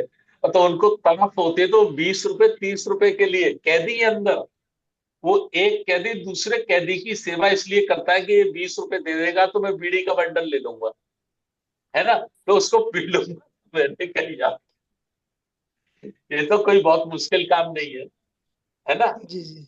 तो जी सर। मैंने ये बात इसलिए शेयर की है कि 5,000 भारत में बाबा साहब को मानने वाले लोग जिस दिन ये तय कर लेंगे कि सरकार सिस्टम जो चाहे सो कर ले, जेल से आगे नहीं ले जाएगा, हम जेल में रहेंगे, उस दिन ये सिस्टम काट जाएगा। इंजीनियर साहब, इसकी जड़ें जी हिल सर जाएंगी। जी इसकी जड़ें बालू पे हैं, मतलब रेत के ऊपर है, बहुत बिल्कुल जबरदस्त नहीं है। नहीं नहीं जी रेत के ऊपर है धन्यवाद। सर। हाँ जी थैंक यू सर। जय भीम नमो बुद्ध सर। इतने लोग जुड़े। बहुत बढ़िया। सर जय भीम नमो बुद्धाय। जैसा कि सर ने बताया कि हमें आरबीएम को एक व्यक्ति के लिए नहीं तैयार करना है, हमें एक सिस्टम के रूप में तैयार करना है, एक संस्कृति के रूप में जो ऑटोमेटिकली चलेगी और इतनी मजबूत होगी उसे कोई हिला नहीं सकता। तभी हम मनुस्मृति जैसी चीजों को उखाड़ कर फेंक सकते हैं, उसको लागू नहीं कर सकते। लेकिन हमारे ही कुछ लोग ऐसे हैं जो मनुस्मृति को आज भी सही मानकर चलते हैं और आज भी वो उच्च वर्ग को उसी नजर से देखते हैं जैसा कि संविधान लागू होने से पहले होता था। तो हमें समता समानता मिल गई है, लेकिन हम उसे अपने पर लागू नहीं कर पाते। दूसरे के सामने आते ही हम झुक जाते हैं, उसके चरणों में गिर पड़ते हैं और अपने बाबा साहब के दिए हुए इस जीवन को असफलतापूर्वक पूरी तरह नकार देते हैं। तो ये हमें नहीं करना है, एक आर्मी तैयार करनी है। जैसा कि बताया, आरबीएम को एक सिस्टम बनाना है और हमें एक आर्मी तैयार करनी है, कम से कम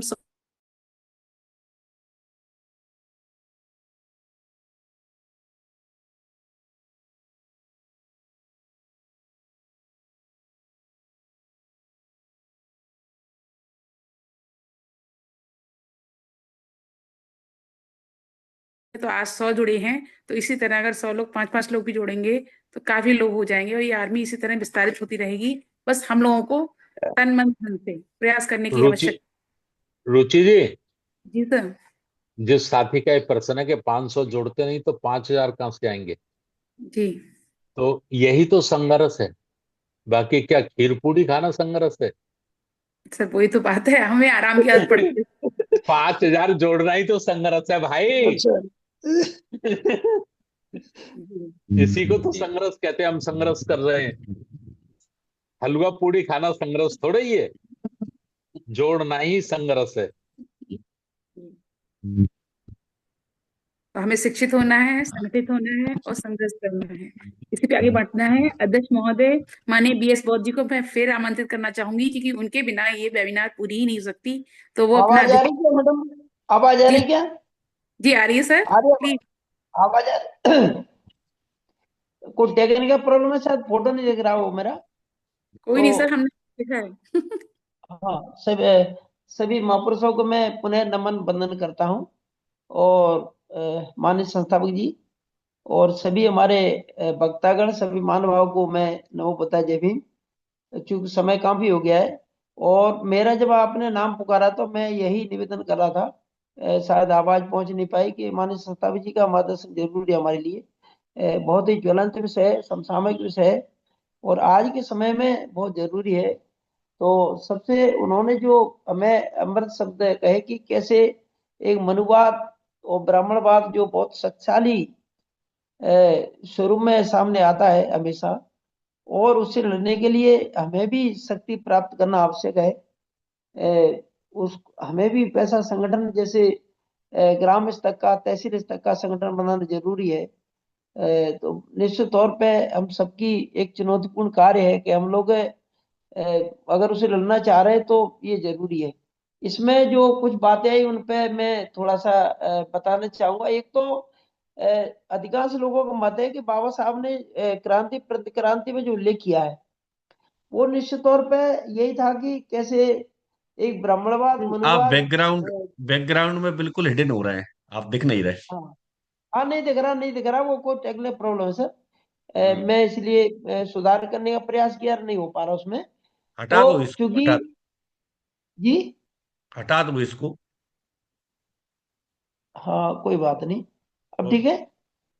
हाँ, तो ये चूंकि ये बाबा साहब ने क्रांति प्रतिक्रांति में लिखा हुआ है कि कैसे जो ब्राह्मणवाद का एक टॉर्मेंट कंडीशन पहुंच गया था, उसने कैसे पुनर्स्थापित किया पुष्पेंद्र सिंह के द्वारा। दो तरीके से उन्होंने कार्य किए थे। तो नरसंहार किया, नष्ट करने का कार्य किया, और दूसरा ऐसे एक पुस्तक की रचना करी जो लंबे समय तक जो उसका एक जिसने न केवल सामाजिक व्यवस्था पर, आर्थिक व्यवस्था पर, पॉलिटिकल व्यवस्था पर और धर्म व्यवस्था पर सभी पर अपना जो है कब्जा कर लिया।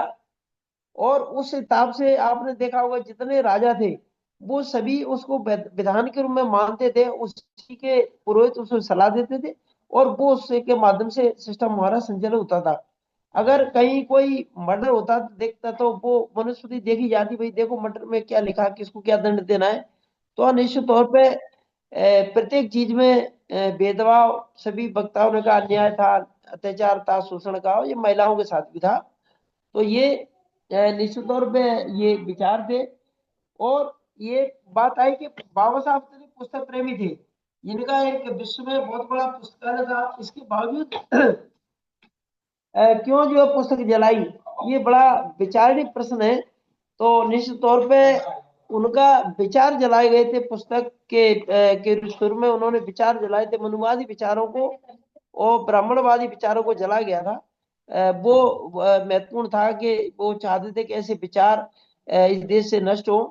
एक बात ये भी आई कि बहुजन के अलावा अन्य लोग जी, बहुजन के अलावा अन्य लोग भी थे उसमें, यानी जो बहुजन के अलावा जो अन्य लोग थे तो वो निश्चित तौर पे ये इस बात का प्रतीक है। आज भी हमारे घर में हमारा भाई, हमारा पिताजी मनुवादी हो सकता है, जैसे ज्योतिबा फुले के पिताजी ने उनको घर से निकाल दिया था कि उनकी मनुवादी विचारधारा से प्रभावित थे वो। तो ये कोई भी हो सकता है, ऐसा जरूरी नहीं। हमारे समाज में हमारे बहुजन के अलावा हमारे बहुत सारे जो हुए हैं महापुरुष, उन्होंने भी बहुत बड़ा योगदान बुद्धिज्म में दिया है। तो ये भी हमें ध्यान रखना पड़ेगा। बाबा साहब की किसी लड़ाई नहीं थी, विचारों से लड़ाई थी, तो उन्होंने वहां रह के कार्य किया। आज के संदर्भ में हम देखेंगे लोकतंत्र है, लेकिन लोकतंत्र का आवरण चढ़ा के हर चीज को नष्ट किया जा रहा है। मैं एक एजुकेशन का उदाहरण देता हूँ कि वहाँ कुलगुरु का कुल सचिव का नाम था, कुलगुरु कर दिया, ये नाम परिवर्तन किए गए।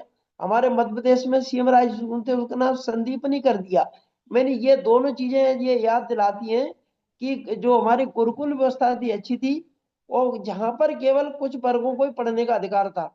ऐसे कई प्रकार के परिवर्तन हमारे सिस्टम में किए हैं। ये शायद पब्लिक के बाद में शायद हो सकता है 10 साल लग जाए जब तक पता चले।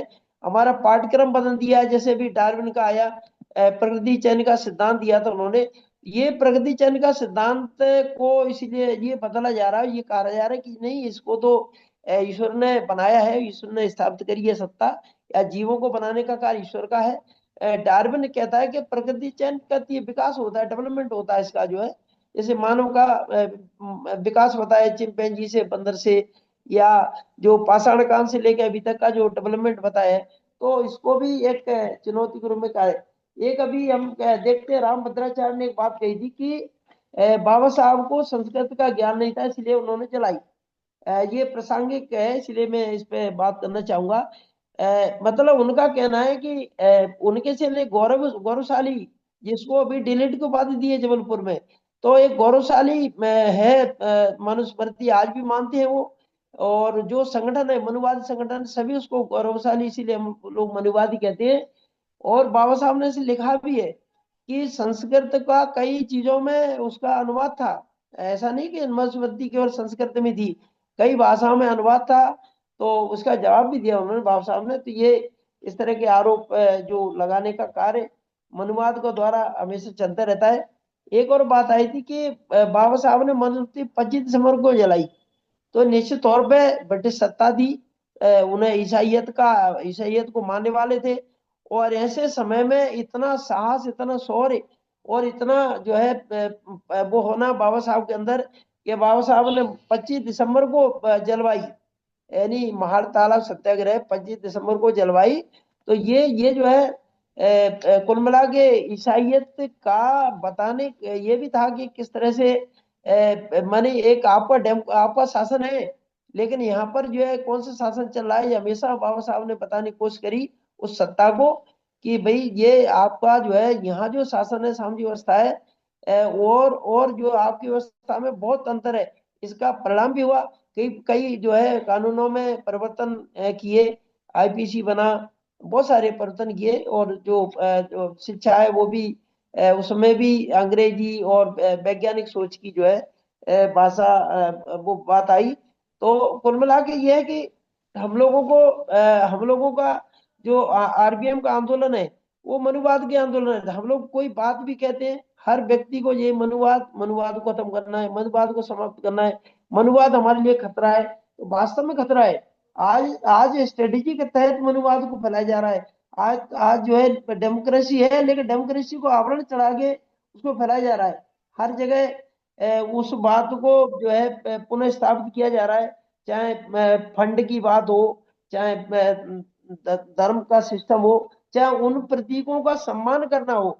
सिस्टम जो हमारे जो शासन प्रशासन है उन प्रतीकों का सम्मान करता है बाकायदा, जो मनुवाद को जो महत्व देते हैं, मनुवाद के प्रति श्रद्धा है उनकी, या मनुवाद को फैलाने का कार्य किया है, उनको सम्मान दिया जाता है। बहुत सम्मान दे रहे हैं इस समय। तो ये अभी इस समय जो हम लोग महसूस करना चाहिए, हम सबको, हमारे संस्थापक जी कहते हैं कि ये प्रतिक्रांति का काल है। ये स्वरूप बदल गया है, स्वरूप बदल गया है। पुष्पमित्र शुंग ने बाकायदा जो है भाई वो राजा था, कर सकता था, वो करा। आज डेमोक्रेसी में नहीं कर पा रहे, लेकिन उसको तरीके से कर रहे हैं, दूसरे तरीके से लागू करने का कर रहे हैं। सभी सिस्टम पे कब्जा करके काम कर रहे हैं। जहां पर न्यायपालिका में अभी मनुस्मृति का मैंने किसी जिले का पढ़ा, मनुस्मृति का बाकायदा, और सुने यूपी के किसी जिले के उद्धरण दिया हुआ है उसका, मनुस्मृति का। तो ये न्यायपालिका तक में ये चीजें पहुंच गई हैं, जहां हम आखिर आशा करते हैं न्यायपालिका हमें जो है न्याय देगी उससे। और जब सब जगह से हार जाता है, शासन प्रशासन से, राजनीति से, तो वो करता है। तो ये बहुत अच्छा विषय था, लेकिन हमें सबको, चूंकि आरबीएम के लोग हैं और हमारी जो विचारधारा है, जो संस्थापक जी ने जो हमारे सिद्धांत बनाए हैं, जो हमारे लक्ष्य बनाए हैं, जो उन्होंने स्ट्रेटेजी बनाई है, और जो कार्य हमें सौंपे हैं, वो वास्तव में उसका कहीं कोई जवाब दे नहीं पाता। अगर कोई हमसे बहस भी करता है, तो अगर ये बात सुनता है तो लगता है कि नहीं यार, सच्चाई तो कह लो, आरबीएम जो उस रास्ते पे चल रही है, सच्चाई के पथ पे चल रही है। लेकिन निश्चित तौर पे इसकी कई चुनौतियां हमारे सामने, संगठन है दूसरे, या हमारे जो निजी स्वार्थ के लोग हैं वो हमारे, लेकिन हमारा जो सिपाही है या हम सब लोग हैं, बहुत ही जो है रात दिन लगे हुए हैं। इससे निश्चित तौर पे जो संतव जी का जो आशा है कि हजारों साल तक के लिए ये हमारा कार्य चले, उसके लिए हम लोग तैयारी नीचे करते जा रहे हैं, करेंगे, और निश्चित तौर पे इसमें सफल होंगे। और जो मनुवाद एक दिन निश्चित तौर पे हमारे इस जमीन से, समाज से, इस अर्थव्यवस्था से, इस सिस्टम से, राजनीति से पूरी तरह हम लोग एक दिन खत्म करके रहेंगे, इसमें कोई शक नहीं है। तो समय का अपनी बात समाप्त करता हूँ। सभी को पुनः नमो बुद्धाय जय भीम। आज पहली बार मेरी टेक्निकल कुछ प्रॉब्लम आई, उसके लिए मैं क्षमा चाहता हूँ। सभी को धन्यवाद, थैंक यू। बहुत बहुत साधुवाद सर, बहुत बहुत आभार। जैसा कि हम इस पूरी वेबिनार का सारांश देखेंगे, तो यहाँ यही है कि रु, रु, रु, रुचि जी, जी सर, जय भीम नमो। ये अपने जो आरबीएम के जनरल सेक्रेटरी हैं योगेश गौतम जी, उनका 1-2 दिन पहले ही फादर इन लॉ की डेथ हुई है। थोड़ा सा संवेदना व्यक्त करा दीजिए, उसके बाद समाप्त करा दीजिए। जी सर, जैसा कि सर ने हम सभी को सूचित किया है कि हमारे योगेश गौतम जी की यहाँ एक ये कंडोलेंस हो गई है, तो हम सभी लोग इसके लिए 1 मिनट का सर मौन कर दें। मौन कर दें, या जैसे भी जो परंपरा हो, अध्यक्ष जी से अनुमति लेकर के। मतलब ये योगेश गौतम जो जनरल सेक्रेटरी हैं, अपने राष्ट्रीय नेशनल जनरल सेक्रेटरी, उनकी बात कर रहा हूं मैं। उनके फादर इन लॉ की डेथ हो गई है। तो सर मुझे खुद पता नहीं है कि क्या करना चाहिए। 1 मिनट का मौन धारण कीजिए। जी सर, ओके सर। तो यही हम करते हैं और यही इसमें करते हैं। मुझे चाहे पता नहीं है बौद्ध धर्म में यही करते हैं नहीं, लेकिन हम यही 1 मिनट का मौन रखेंगे सर के लिए, ताकि उन्हें तथागत गौतम बुद्ध के चरणों में शांति प्राप्त हो। सभी लोग 1 मिनट का मौन करेंगे।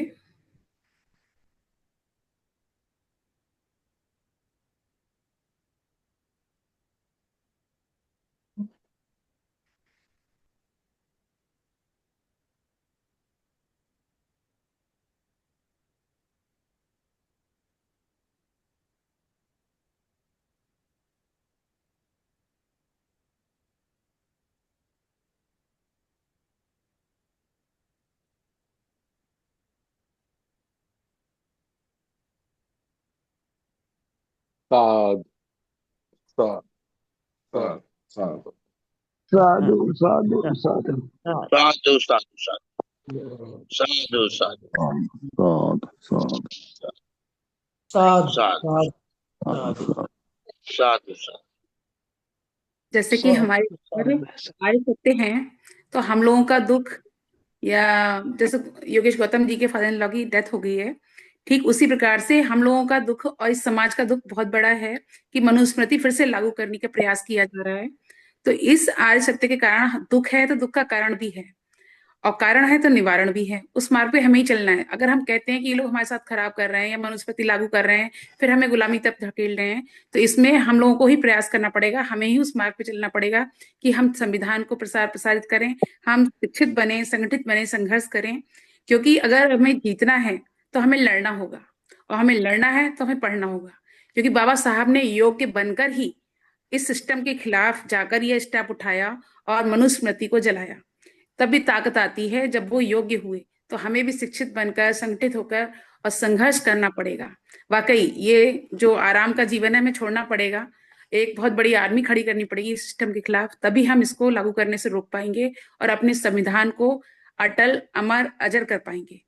तो इसी के साथ मैं चाहूंगी कि कल जो हमारी मीटिंग है उसमें हम सभी अपनी माताओं, बहनों और बेटियों को जोड़ें, और इस संख्या को, जो आज संख्या 111, 100 हुई थी, उसको हम बढ़ाकर दुगना चौगना करें। क्योंकि कल शिक्षा की देवी माता सावित्री बाई फुले जी का जीवन संघर्ष एवं प्रचार प्रसार का वेबिनार में विषय रखा गया है, जो सभी के लिए बहुत आवश्यक है, ताकि वो भी जागरूक हों और हमारा ये संगठन, हमारी ये आर्मी दुगनी तेजी से बढ़े और हम सिस्टम को बना पाए। रुचि जी, जी सर। मेरी आवाज आ रही है? जी क्लियर आ रही है सर।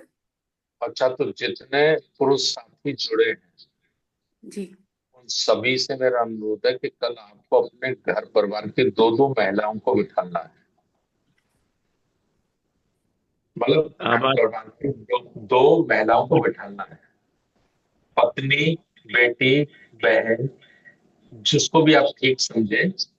कल बहुत गंभीर चर्चा हुई माता सावित्रीबाई फुले के जीवन पे, तो हम भी जुड़े तो अच्छी बात है, लेकिन हमें अपने घर की महिलाओं को बिठाना है ना? छोटी बहन रुचि आजाद का ये निवेदन है, और इसको हमको युद्ध स्तर पे लेना है ना? युद्ध स्तर पे जैसे मैं जुड़ा हूं, तो मेरे घर की 2 महिलाएं कल जुड़ेंगी। जेमनी प्रियदर्शी साहब जुड़े हैं, तो उनकी 2 महिलाएं कल जुड़ेंगी, है ना? जुड़ेंगी, उनको बैठे और मोटिवेट करना है ना? तैयार नहीं होती तो कहना कोई बात नहीं, 10 मिनट सुन लो, 10 मिनट सुन लो, बस 10 मिनट सुन लो, और 10 मिनट वो बैठ गई तो फिर पूरी बात सुनाएंगे, है ना? तो मैंने इसलिए आपका टाइम दिया। धन्यवाद। जी सर, मैं यही निवेदन कर रही थी, यही आग्रह कर रही है आप सबों को, क्योंकि जो मनुस्मृति जलाई गई है उसमें भी यही था कि असमानता, गुलामी और अमानवीयता का जो प्रतीक था उसे हटाना है। तो इसको हम कल लागू करेंगे, सबको समानता का अधिकार देंगे, सभी बहनों को, माताओं को, बेटियों को, और जो उनका वर्क है उसे पहले करा लेंगे या बाद में कराएंगे इस मीटिंग के, और उन्हें मानव मानव एक समान के रूप में इस मीटिंग में जोड़ेंगे, ताकि हमारी जो सेना है और सिस्टम में फिर से तैयार हो, और इसे हम मजबूत करें। जब तक आधी आबादी नहीं साथ होगी तब तक ये सिस्टम मजबूत नहीं होने का, और ये हम 6 सालों से देख रहे हैं सर। इसी के लिए मैं बस यही हमारा आग्रह था। इसी के साथ सभ्य सत्ता के साथ आज की वेबिनार का समापन करेंगे। सभी लोग मन को शांत करेंगे, सभ्य सत्ता की स्थिति में आएंगे। सभ्य सत्ता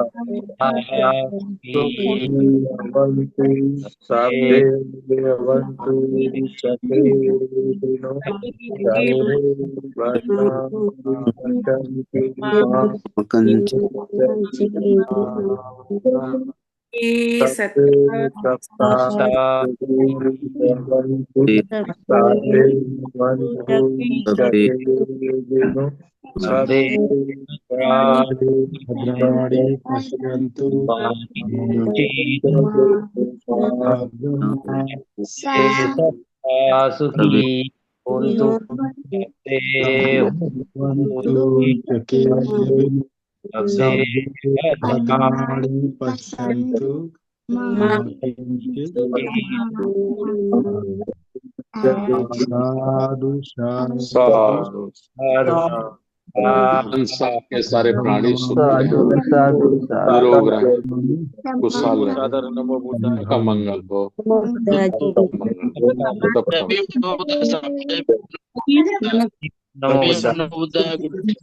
नमो बुद्धाय।